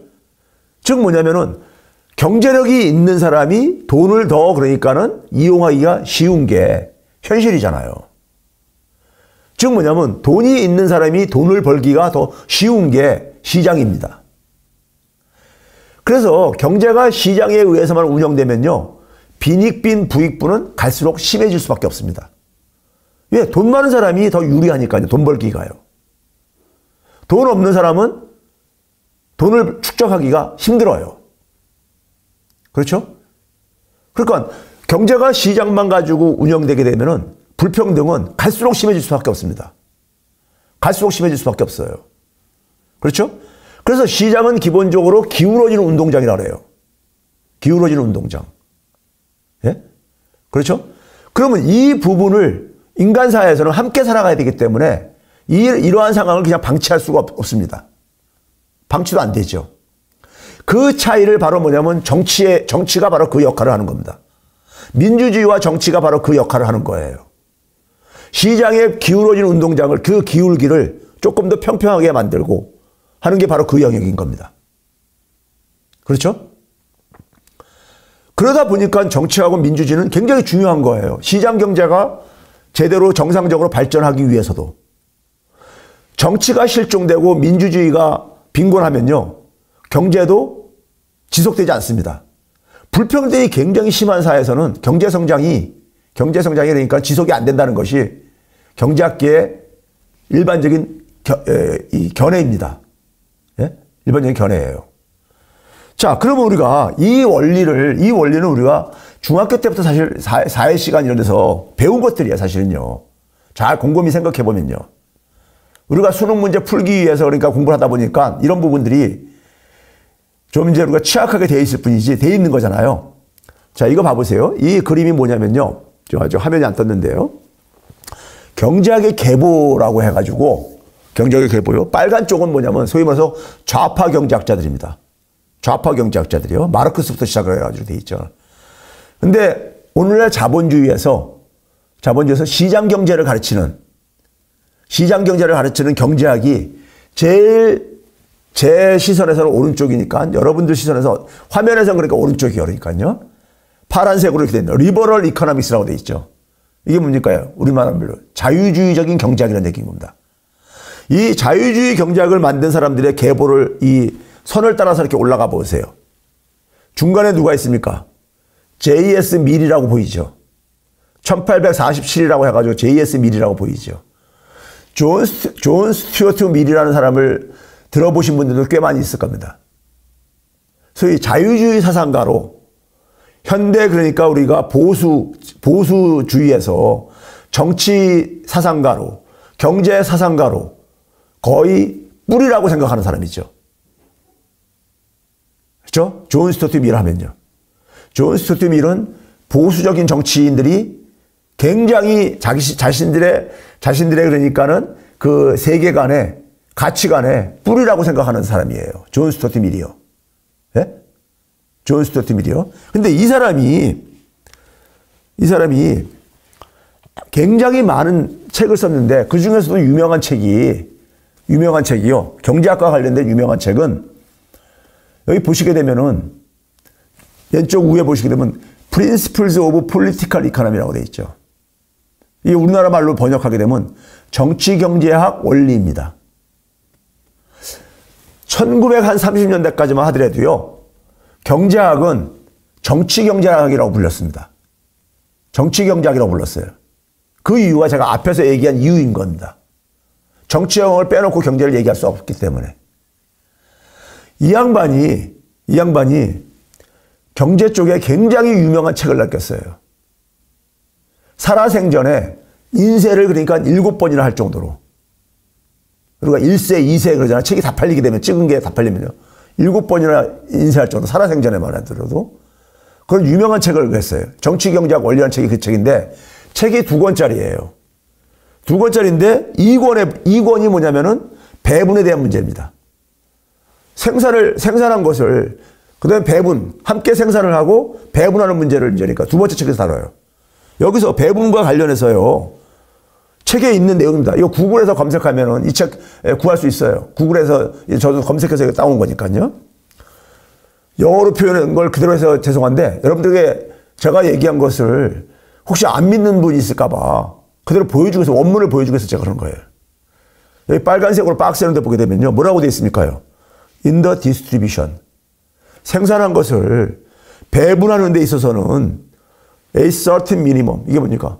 최소한의 일정량은 먼저 first assigned. 먼저 떼어내라 이거예요. 할당하라 이거죠. 뭐를 위해서? 공동체의 모든 구성원의 최저 생계를 위해서 떼어내라 이거예요. 그 다음에 뭐라고 했습니까? whether capable or not of labor 돼 있죠. 노동의 능력이 있든 없든 관계없이. 예? 노동 능력이 있는 사람도 다 이걸 주라 이거예요. 함께 생산한 다음에 그 생산물 중에서 배분하는 과정에서 제일 먼저 해야 될 게 뭐냐? 그 사회 구성원들의 최소한 만큼씩을 다 배분해 주라 이거예요. 똑같이 배분해 주라 이거예요. 우리 사회에서 이것과 관련된 용어가 대표적인 게 뭡니까? 이 기본소득이죠. 이거를 보수주의 사상가가 1848년도에 책에 대해서 이 얘기를 해요. 왜 그렇습니까? 이 사람은 사회 구성 원리를 이해하고선 쓴 거예요, 그냥요. 뭡니까요? 함께 생산한 거라 이거예요. 모든 생산물은 사회적 생산물이라 이거예요. 함께 생산한 거라 이거예요. 그러니까 그 사회 구성원은 최소한의 기본적인 권리를 갖고 있다 이거예요. 생산물에 대해서. 생산물에 대해서 기본적인 권리를 누구나가 다 갖고 있다 이거예요. 심지어 우리가 미국에서 돈 많은 부자 할아버지 하나 있죠. 켄터키 프라이드 치킨 할아버지처럼 그런 구수하게 생긴 인상을 가진 워렌 버핏이라는 분이 있잖아요. 금융 쪽에서 돈 많이 버신 분이요. 이분이 한 유명한 얘기 있죠. 제가 뭐 나라는 지금 정확하게 아는데 이분이 그런 얘기 했죠. 그리고 그 특정 국가를 제가 폄하하는 건 아닙니다. 자기가 만약에 방글라데시에서 태어났으면은 이렇게 엄청난 부를 자기가 축적할 수 있었겠는가? 돈을 벌 수 있었겠는가? 불가능했다 이거예요. 왜? 내가 미국에서 교육을 받고 미국의 금융 시스템을 이용을 하고 했기 때문에 이런 부를 축적할 수 있었다 이거예요. 그러니까 지금 뭐냐면 자기 개인의 능력만 가지고 이 부를 만든 게 아니라 이거죠. 그래서 자기는 그러니까 이 부자들, 많은 소득을 만든 사람들에 대해서 사회가 그러니까 세금을 많이 부과해야 된다고 주장하는 사람 중에 한 사람이죠. 그 사람이요. 예? 자기가 보니까는 자기 사무실에 유리창을 청소하는 흑인 여성보다도 세율, 소득 대비 내는 세금의 비율이 자기가 더 적더라 이거예요. 예? 그 사람들은 뭐냐면 여러 가지 공제를 많이 이용을 해가지고, 예? 해가지고 이걸 피해갈 수 있다 보니까 돈은 굉장히 많이 벌어도. 이게 미국의 현실이라고 하면서 개탄을 하고 그랬었죠. 예? 그런 사고가 정상인 거예요. 존 스튜어트 밀이 이렇게 얘기를 했잖아요. 그리고 나머지 생산물을, the remainder of the produce. 생산물 중에 나머지는 뭐냐면은, 그 다음에 뭐냐면은, 노동이라든가, 자본이라든가, 재능이라든가, 이 기여도에 따라서 배분하라 이거예요. 이렇게 얘기하잖아요. 그렇죠? 이분 있잖아요. 보수주의의 원류이신 분이야. 존 스튜어트 밀이요. 예? 존 스튜어트 밀이요. 좌파 아니에요. 이런 얘기하면 우리 사회 속에서 많은 사람들은 좌빨 그러는데, 예?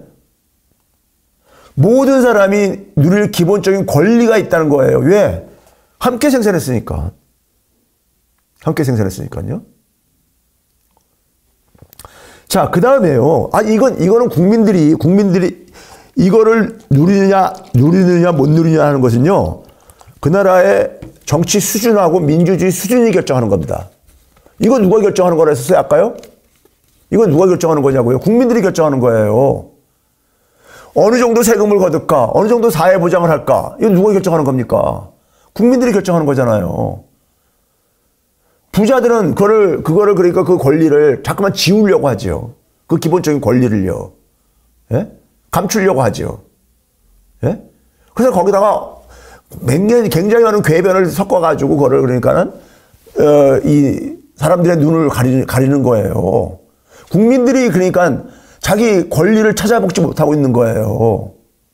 자, 두 번째요. 두 번째 제가 얘기할게요. 두 번째 권리가 뭐냐면요. 두 번째 권리가 뭐냐면요. 이 금융과 관련되는 거예요. 금융이요. 자, 우리가 오늘날은 그러니까는 돈에 얼마나 그러니까 접근할 수 있는 기회를 갖냐에 따라서 자산을 축적할 수 있는 기회가 결정되죠. 아까 앞에서 보여드렸잖아요. 예? 보여드렸잖아요. 자, 그러면 여러분들 있잖아요.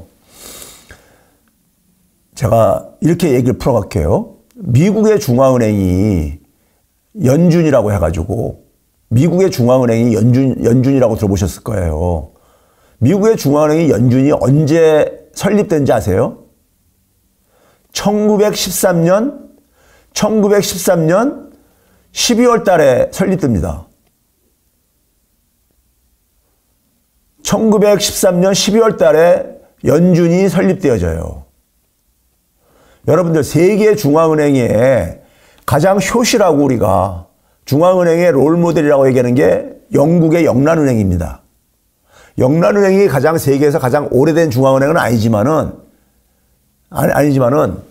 그래도 중앙은행의 롤모델로 가장 은행 시스템이 먼저 발달한 나라가 제대로 선진적인 근대적인 시스템을 발달한 나라가 영국이다 보니까는 영국의 영란은행이요. 언제 만들어진 건지 아세요? 1689년입니다. 1689년이요. 그러면 미국의 중앙은행이 연준이 1913년 12월 달에 설립됐다 그랬어요. 미국의 나라는 언제 만들어졌습니까요? 1776년에 독립전쟁 해가지고 이겨가지고 미국이 독립하잖아요. 적어도 18세기 말부터 1800년대 100년 동안은 미국이 연준이 없었던 시대예요. 연준. 즉 중앙은행이 없었던 시대라고요. 그러면 영국도 마찬가지로 1689년이면 언제냐면요. 여러분들 중학교, 고등학교 때 세계사나 이런 데 혹은 사회 과목에서 뭘 배우셨습니까요? 영국에 우리가 근대로 넘어오는 과정 시민혁명 이런 거 배웠잖아요. 그런 시민혁명이 일어나던 그런 시기가 1689년, 1688년 이때입니다. 그 전에는 그러면 우리가 영국에는 은행이 없었느냐? 은행이 있었어요. 은행이 있었다고요.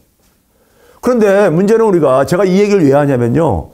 중앙은행, 우리가 사용하는 돈, 우리 돈 싫어하는 사람 없잖아요. 우리가 사용하는 돈, 지폐, 5만원짜리, 만원짜리, 1,000원짜리, 5,000원짜리, 이 지폐들 있잖아요. 동전도 포함해서요. 이 돈은 누가 찍어내는 겁니까? 각 국가의 중앙은행들이 찍어내는 거잖아요. 우리나라 돈은 한국은행이 찍어내잖아요. 그렇죠? 한국은행뿐이 찍어낼 수가 없잖아요. 나머지 찍어내는 건 다 위폐지요. 그렇죠? 그걸 중앙은행의 발권력이라고 합니다. 중앙은행은 화폐를 찍어낼 수 있는 권한을 가지고 있는 엄청난 기관이지요. 그렇죠? 중앙은행이요. 근데 중앙은행이 없었던 시절에는 그러면 돈을 어떻게 이용했을까? 궁금하지 않으세요? 중앙은행이 없을 때는 돈을 어떻게 이용했을까? 궁금하지 않으세요? 여러분들 중에서 나이가 좀 지긋하신 분들은 금세 기억하시고, 아니, 교환경제 아닙니다. 물물경제. 그 당시 화폐경제였었어요. 영국의 1600년대에 다 화폐경제입니다. 미국도 1800년대 다 화폐경제죠. 예? 그럼 그 당시의 화폐는 뭐냐 이거죠. 중앙은행이 없었던 시절의 화폐는 뭐냐 이거죠. 자, 여기 제가 단서 하나 드릴게요. 나이 좀 드신 분들은 쉽게 이해하실 거예요. 우리 자기압수표라는 거 많이 써보셨죠. 자기압수표. 국민은행, 신한은행, 은행별로 심지어 농협도 그렇고 자기압수표를 발행하잖아요. 과거에 보게 되면 우리가 5만원권 나오기 전에는 10만원권 자기압수표를 많이 썼었습니다. 만원짜리 10장보다는 한 장으로 수표로 된 거예요. 혹시 나이가 지금 좀 젊으신 분들은 네이버에 검색이나 구글에 검색을 해가지고 이미지에서 자기압수표 한번 이렇게 해보세요. 그럼 뭔지, 이거. 자, 신한은행에서 발행한 자기압수표 10만원짜리. 이거 우리 어떻게 사용합니까? 현금처럼 쓰잖아요. 그렇죠? 현금처럼 쓰죠. 그걸 가지고 내가 카페 가가지고 아니면 시장에 가가지고 5만원어치 쓰게 되면 5만원 돌려주잖아요. 현금으로요. 바꿔주잖아요. 5만원 나머지 주잖아요. 현금과 똑같잖아요. 자기압수표요. 왜 그렇습니까? 왜 그런 것 같아요? 이 신한은행에서 발행한 자기압수표 10만원권은 언제든지 한국은행에서 발행한 지폐로 언제든지 교환해 준다는 것이 전제가 되어 있기 때문에 가능한 거잖아요. 전제가 되어 있기 때문에. 그렇죠? 그러면은 이 자기압수표는요. 일종의 뭡니까 이거예요. 신한은행이 발행한 자기압수표는 신한은행권인 거예요. 우리가 사용하는 지폐는 한국은행권입니다. 한국은행권이야. 예? 이게 권이 뭐냐면요. 채권의 약자로 권입니다. 신한은행이 발행한 채권이잖아요. 내가 그러니까 10만 원의 가치를 보증해 주겠다. 그게 신한은행의 자기압수표잖아요. 한국은행이 발행한 지폐도 한국은행에서 발행한 엄밀하게 얘기하면 채권인 겁니다. 내가 가치를 보증해 준다 하는 저거잖아요. 그러다 보니까는 한국 돈을 해외에 갖고 나가게 되면은 통용이 안 되죠. 가치가 보증이 안 되기 때문인 거죠. 예? 국내 바깥을 나가게 되면요. 그렇죠? 자, 그럼 여기서 중앙은행이 없을 때는 각 은행들이 자기 화폐를 발행했어요. 지금 제가 예를 든 것처럼 신한은행이 자기압수표 발행하듯이 자기 은행권을 발행했어요. 종이돈을 발행했다고요. 그러면 이게 어떻게 이게 이 융통이 될 수 있었을까요? 사람들이 바꾸고 그랬었을까요? 뭔가 그걸 가치를 보증해 줬기 때문에 그랬을 게 아닙니까? 가치를요. 그렇죠? 뭘로 보증해 줬냐면요. 은행들이 그 종이돈을 가져오게 되면 언제든지 그 가치만큼의 금으로 바꿔주겠다. 이렇게 했던 거예요. 금으로 바꿔주겠다. 그래서 사실상 금본위제시죠. 금은 우리가 역사적으로 굉장히 오랜 시간 동안에 그러니까는 인류사의 대부분 지역에서 금은 그러니까 우리가 화폐처럼 쓰였었으니까요. 그렇죠? 근데 금을 일일이 그러니까 결제하고 융통하기 너무 불편하다 보니까는 각 자기 은행권을 발행했던 거예요. 그리고 금으로 그러니까는 금으로 그걸 내가 언제든지 보증해 주겠다. 가져오면 금으로 바꿔주겠다. 이렇게 한 거예요. 그러니까 사람들이 그걸 쓴 거죠. 그래서 어떨 때는요, 은행들이 자기가 발행한 돈이 갑자기 다 몰려와가지고 금으로 바꾸려고 하는데 금이 이렇게 불충분했을 때는 파산하기도 하고 그랬었습니다. 그러면 그 은행 영업 못하는 건 못 믿게 되는 거니까요. 그렇죠? 그렇게 해가지고 소위 말해서 그러니까 우리가 각 은행권이 발행이 됐던 거예요. 근데 그렇게 하다 보니까는 어떤 불편함이 있습니까요? 은행들은 기본적으로 돈놀이 하는 애들이거든요. 그렇죠? 돈놀이 하는 애들인데 자기가 돈을 발행할 수 있는 돈이 화폐량이 자기가 보유하고 있는 돈에 의해서 제한받잖아요. 그래서 영국에 여러분들 우리가 직업을 나타낼 때 끝에 옛날에 영어 배울 때 보게 되면은 스미스라는 용어가 뒤에 붙는 이런 직업군들이 많이 있었죠. 골드 스미스라고 여러분들 들어보신 적이 있는지 모르겠어요. 이게 뭡니까? 금세공업자잖아요. 이 금세공업자들이 주로 은행업을 했었던 사람들인 거예요. 은행업. 예?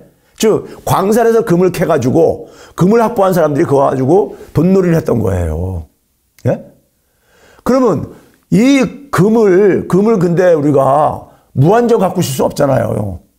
그러니까 돈을 자기가 보유하고 있는 금만큼만 발행을 하려다 보니까 돈놀이가 제한되는 거예요.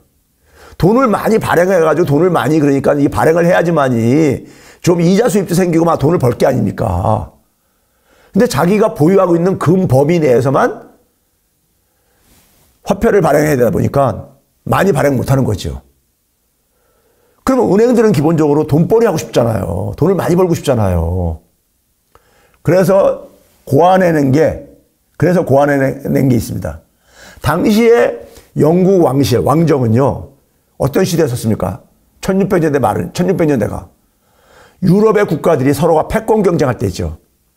지리상의 발견 이후에 포르투갈이 쭉 부상했다가, 그 다음에 스웨덴이 부상했다가, 그 다음에 뭐 네덜란드가 부상했다가, 프랑스가 부상했다가, 영국이 부상하는 최종적인 승자는 영국이 되는 이런 시기였었잖아요.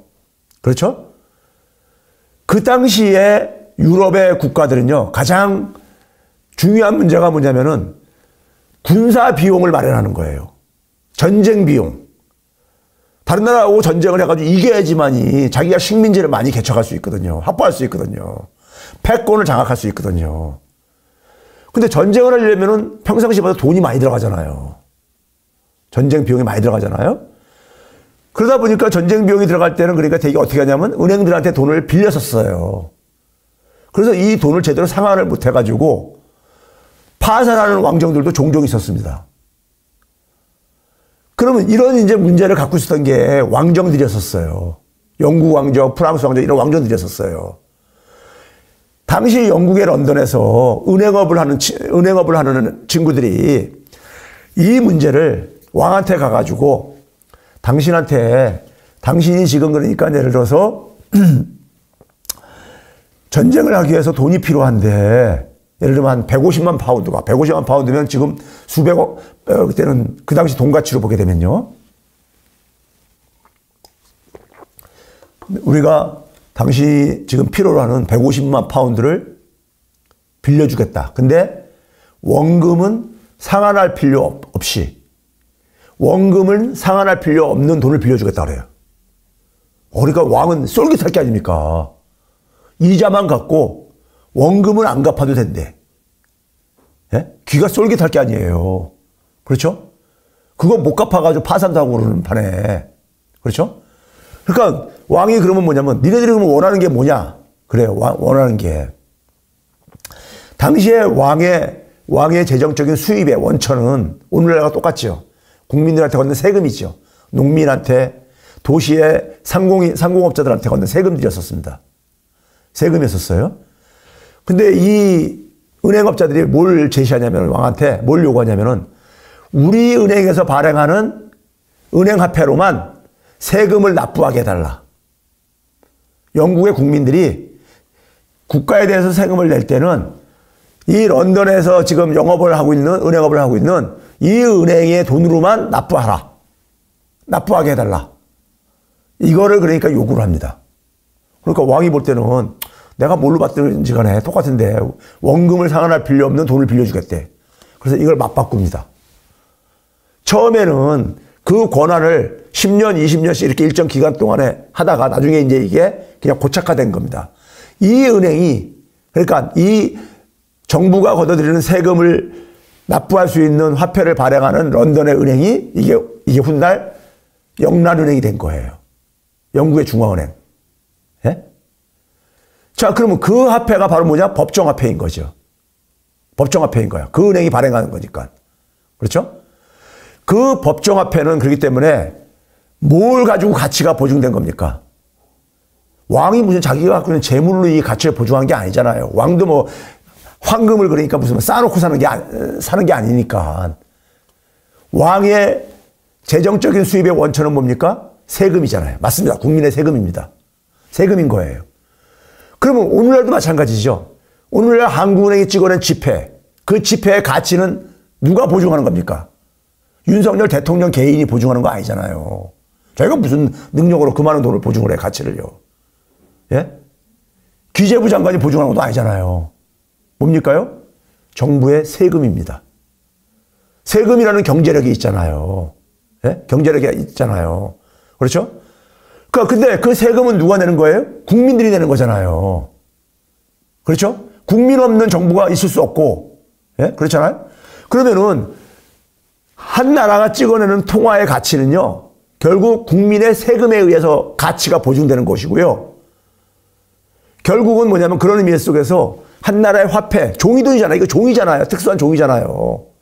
이게 금박지 씌운 것도 아니고 그냥 종이돈이잖아요. 이 돈의 가치는 어떻게 한 겁니까요? 그 나라 국민 전체가 집단적으로 신용을 보증한 거예요. 함께요. 우리 옛날에 은행에서 대출 받을 때 보면은 저기 보증 세워라 그런 말 하잖아요. 보증 세워라. 예? 그런 악습이 많았었잖아요. 옛날에는요. 예? 그래서 친한 친구가 나 보증 좀 사달라 하다가 친구가 그러니까 사업이 안 돼가지고 그것 때문에 낭패를 겪는 이런 사례들도 많이 있었잖아요. 예? 그러니까 결국 국민들이 그러니까 집단적으로 대한민국 그 한국은행에서 발행하는 화폐에 대한 가치를 보증해 준 거예요.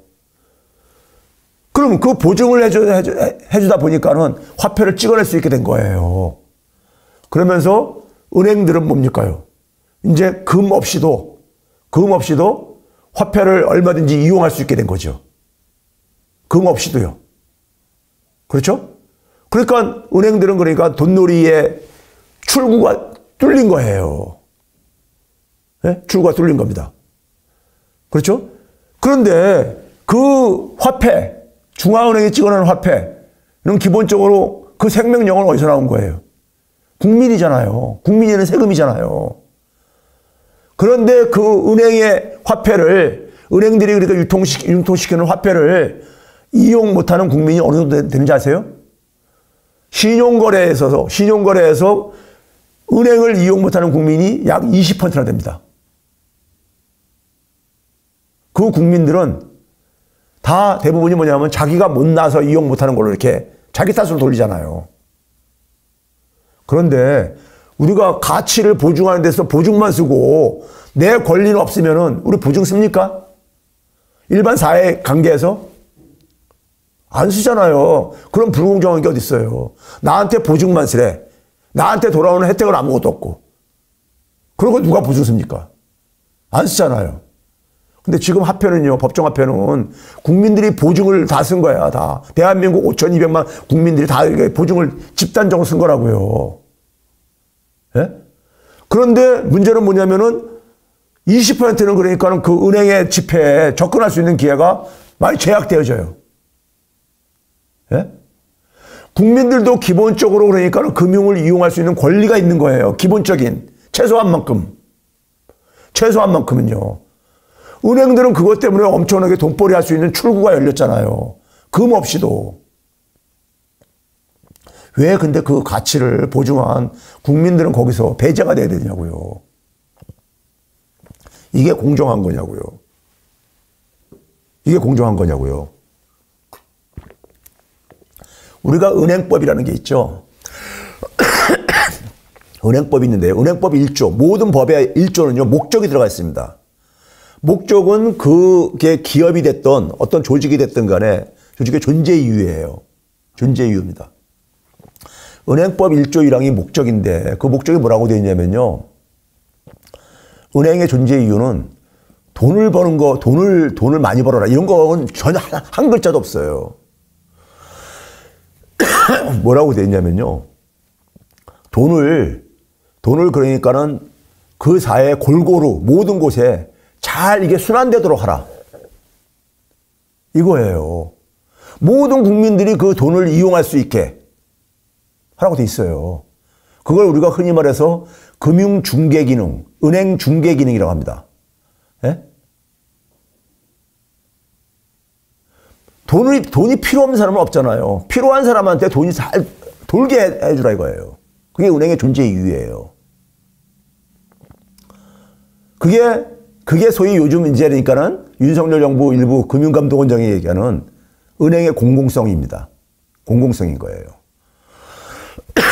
그런 점에서 모든 국민은 아까 앞에서 뭐라 했습니까요? 기본적인 소득을 가질 수 있는 권리가 있고요.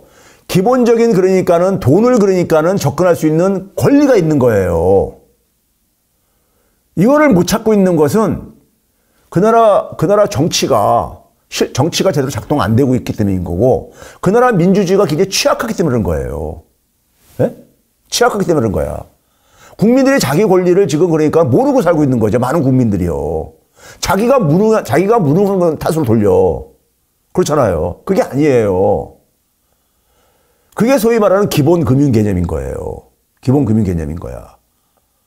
아, 내가 보증을 했는데 나는 권리가 없어. 그게 말이 되는 얘기입니까? 그런 보증을 내가 왜 서요? 그렇잖아요. 그렇죠? 그러니까 기본적으로 그러니까 많은 국민들이 힘든 거는 이런 기본적인 권리들을, 많은 주요한 기본적인 권리들로부터 소외되고 있기 때문인 거예요. 이건 좌빨들 얘기가 아니에요. 좌빨들 얘기가 아니라 사회 구성 원리에 있어서 속에서 보수적인 사상가들이 처음에 사회를 만들 때 정한 하나의 규칙이고 시스템이고 내용들인 거예요. 그래서 제가 우리 국민들이, 서민들이 왜 이렇게 힘든가, 살아가는 게 하는 이유의 근본적인 거는요, 자기 권리를 제대로 챙기지 못하기 때문인 겁니다. 정치가 실종돼 있고 민주주의가 취약하기 때문인 거예요. 이런 기본적인 권리를 특권층들은 가리려고 하죠.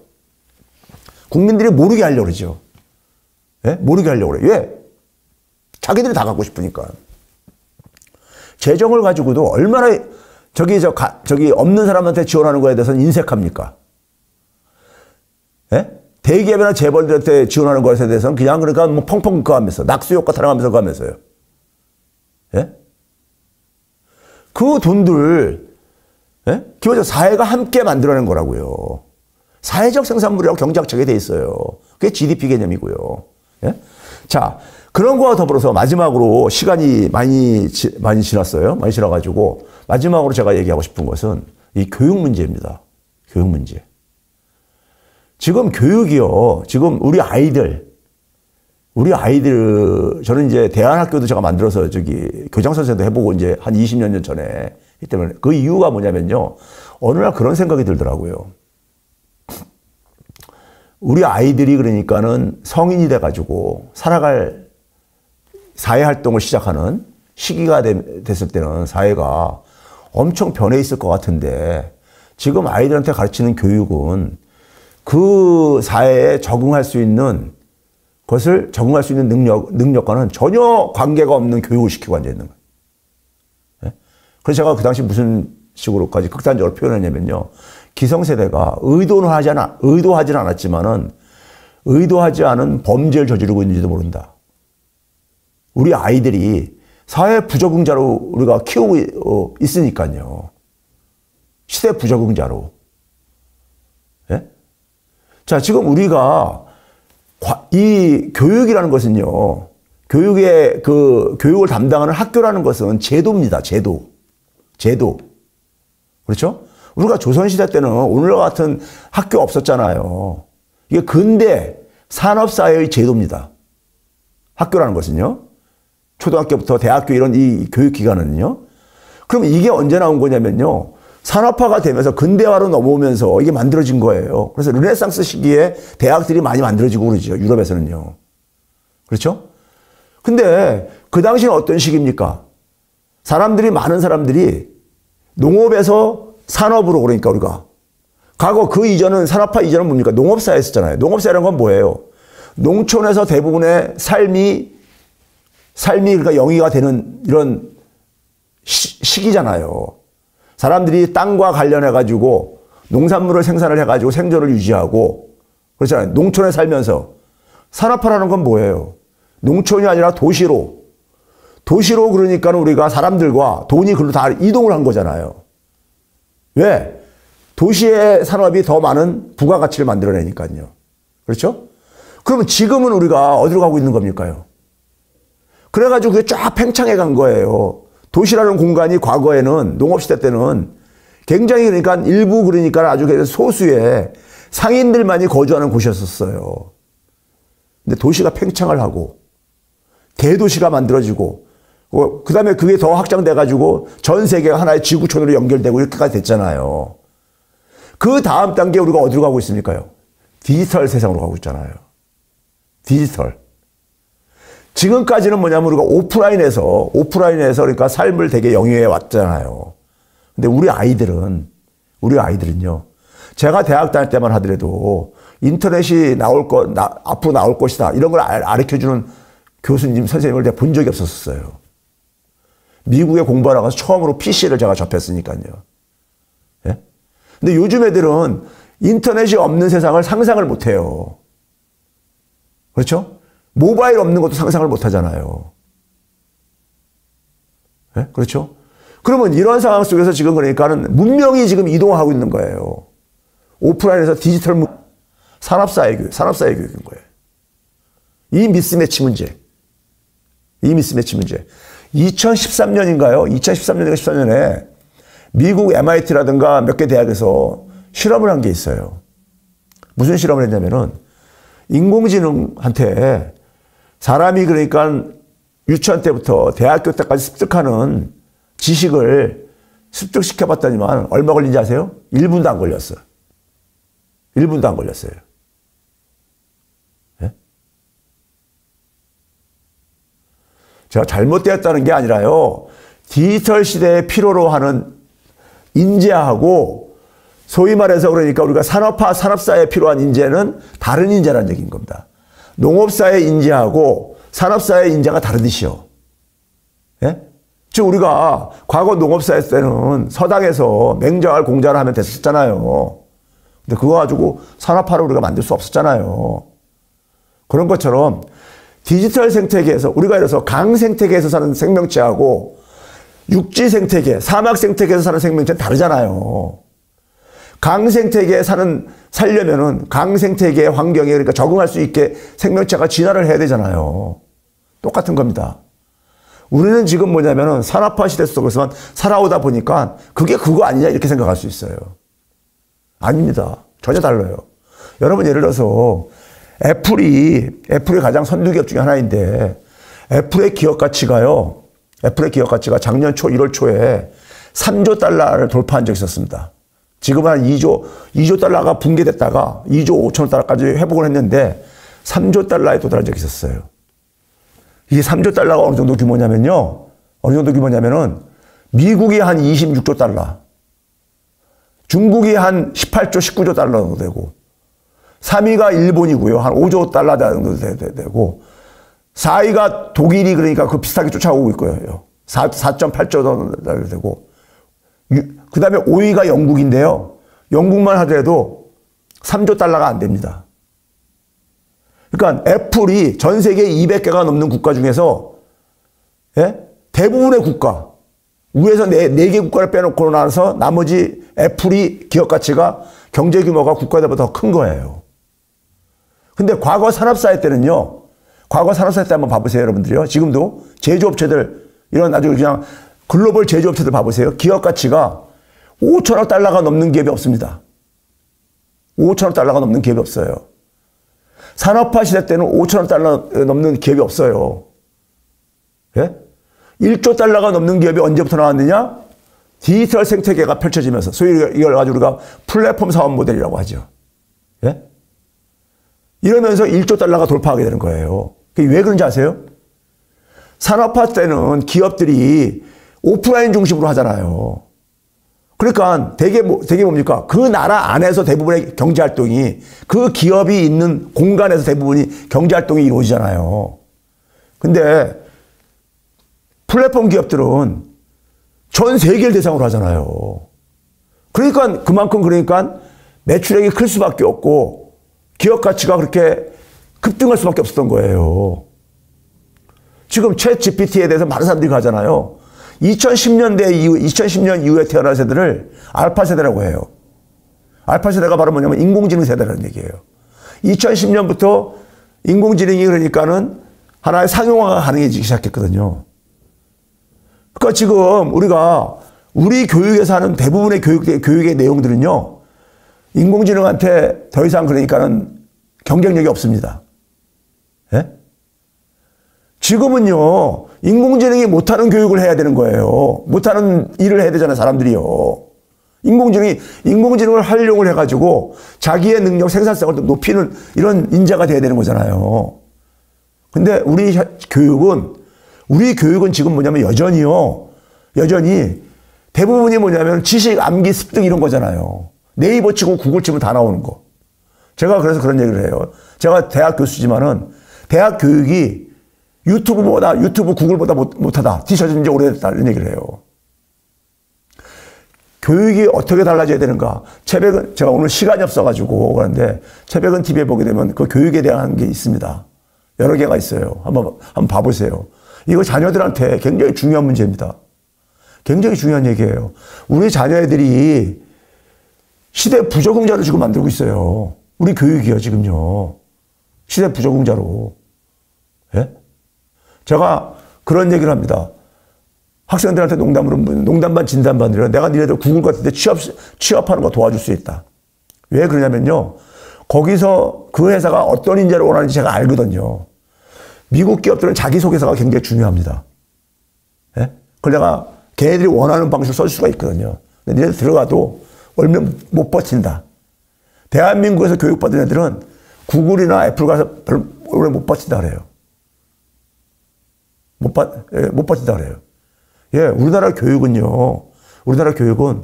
지식 습득하는 거, 누가 빨리 습득하느냐. 이거에 아직도 안주해 있잖아요, 기본적으로요. 예? 지금은 뭐냐면요, 쉽게 얘기해서 없는 답을 만들어내고 없는 답을 찾아내야 되는 거예요. 정해진 답, 기존에 정해진 답을 그러니까 우리가 이해하고 습득하고 누가 빨리 습득하냐, 이거는 의미가 없어요. 정해진 답은 인공지능이 다 해결하니까. 정해져 있지 않은 답, 새로운 답을 만들어내는 거. 그래서 애플 같은 경우가 오래전부터 로고가 뭡니까? Think different잖아요. 자, 손을 하나 예를 들어볼게요. 손을 딱 하는데 이 손바닥만 평생을 쳐다봤어. 그러면 손하게 되면 이 손바닥 모양만 연상이 되잖아요. 근데 손은 이런 쪽도 있잖아요. 손등과 같은. 다르게 보고 다른 쪽에서 뭐 다르게 생각해야지 새로운 게 보이잖아요. 새로운 걸 찾아내는, 다른 거를 찾아낼 수 있는 능력을 키워줘야 된단 말이에요. 근데 우리는 그게 아니라 정해진 답을 그러니까는 찾아내고 이해하고 이런 거라고요. 맞아요. 꿀 먹은 벙어리 되는 게. 대학생들이 그래서 졸업하는 순간까지도 뭐냐면 많은 학생들이요. 99.9%가 네가 하고 싶은 일, 좋아하는 일이 뭐냐. 그 없이 그냥 취업들 하는 거야, 그냥. 사회가 볼 때 좀 괜찮은 그냥 일자리 가지면 그걸로 취업에 성공했다고 생각들 해. 제 한 제자가 또 오래됐어요. 한 친구가 뭐냐면 교수님 저 자기 신한은행하고 한전이 됐다는 거예요. 어디 가야 돼요? 그러고 앉았어요. 그래서 걔가 왜 그걸 물어보는지 제가 아는데, 짐작은 아는데 그걸 왜 나한테 물어보냐? 네가 하고 싶은 일이 뭔지가 결정해야 되지, 그러니까. 근데 우리 아이들 이렇게 키워가지고는요, 우리 아이들 지금 봐보세요. 저는 제 큰애가 인공지능 쪽으로 하기 때문에 제 친한 친구가 미국의 3대 수재이기 때문에 인공지능의 수재이기 때문에 제가 귀동냥을 주워 들은 얘기가 있고 그래서 그러는데 지금 앞으로요 2030년 이전에 인간들 중에서 99.9%는 인공지능보다 못한 인간이 된다는 거잖아요. 예? 그런 점에서 여러분들이 제가 볼 때는 제가 그랬잖아요. 먼저 그러니까 여러분들이 국민의 기본적인 권리를 그러니까는 자기가 찾아먹을 수 있어야 된다. 둘째, 우리 사회에 교육의 혁명이 없으면은 미래는 열리지 않는다. 우리 아이들의 미래는 열리지가 않는다 이거예요. 예? 그래서 이 두 문제를 해결하지 않는 한에 있어서는 대한민국과 우리 자녀들의 미래는 저는 없다고 봅니다. 단언코. 자, 오늘 제가 굉장히 죄송한 건 목이 시원치 않죠. 그래서 좀 이렇게 좀 좋은 목소리로 여러분 찾아뵀어야 되는데 죄송합니다. 오늘 또 오는 날이 또 장날이라고 목감기 걸려가지고 오늘 좀 죄송하게 생각하고요. 오늘 강의는 시간이 꽤 지났기 때문에 이 정도로 마쳐야 되겠습니다. 주최 측에서 시간이 초과됐다 그러네요. 네, 감사합니다.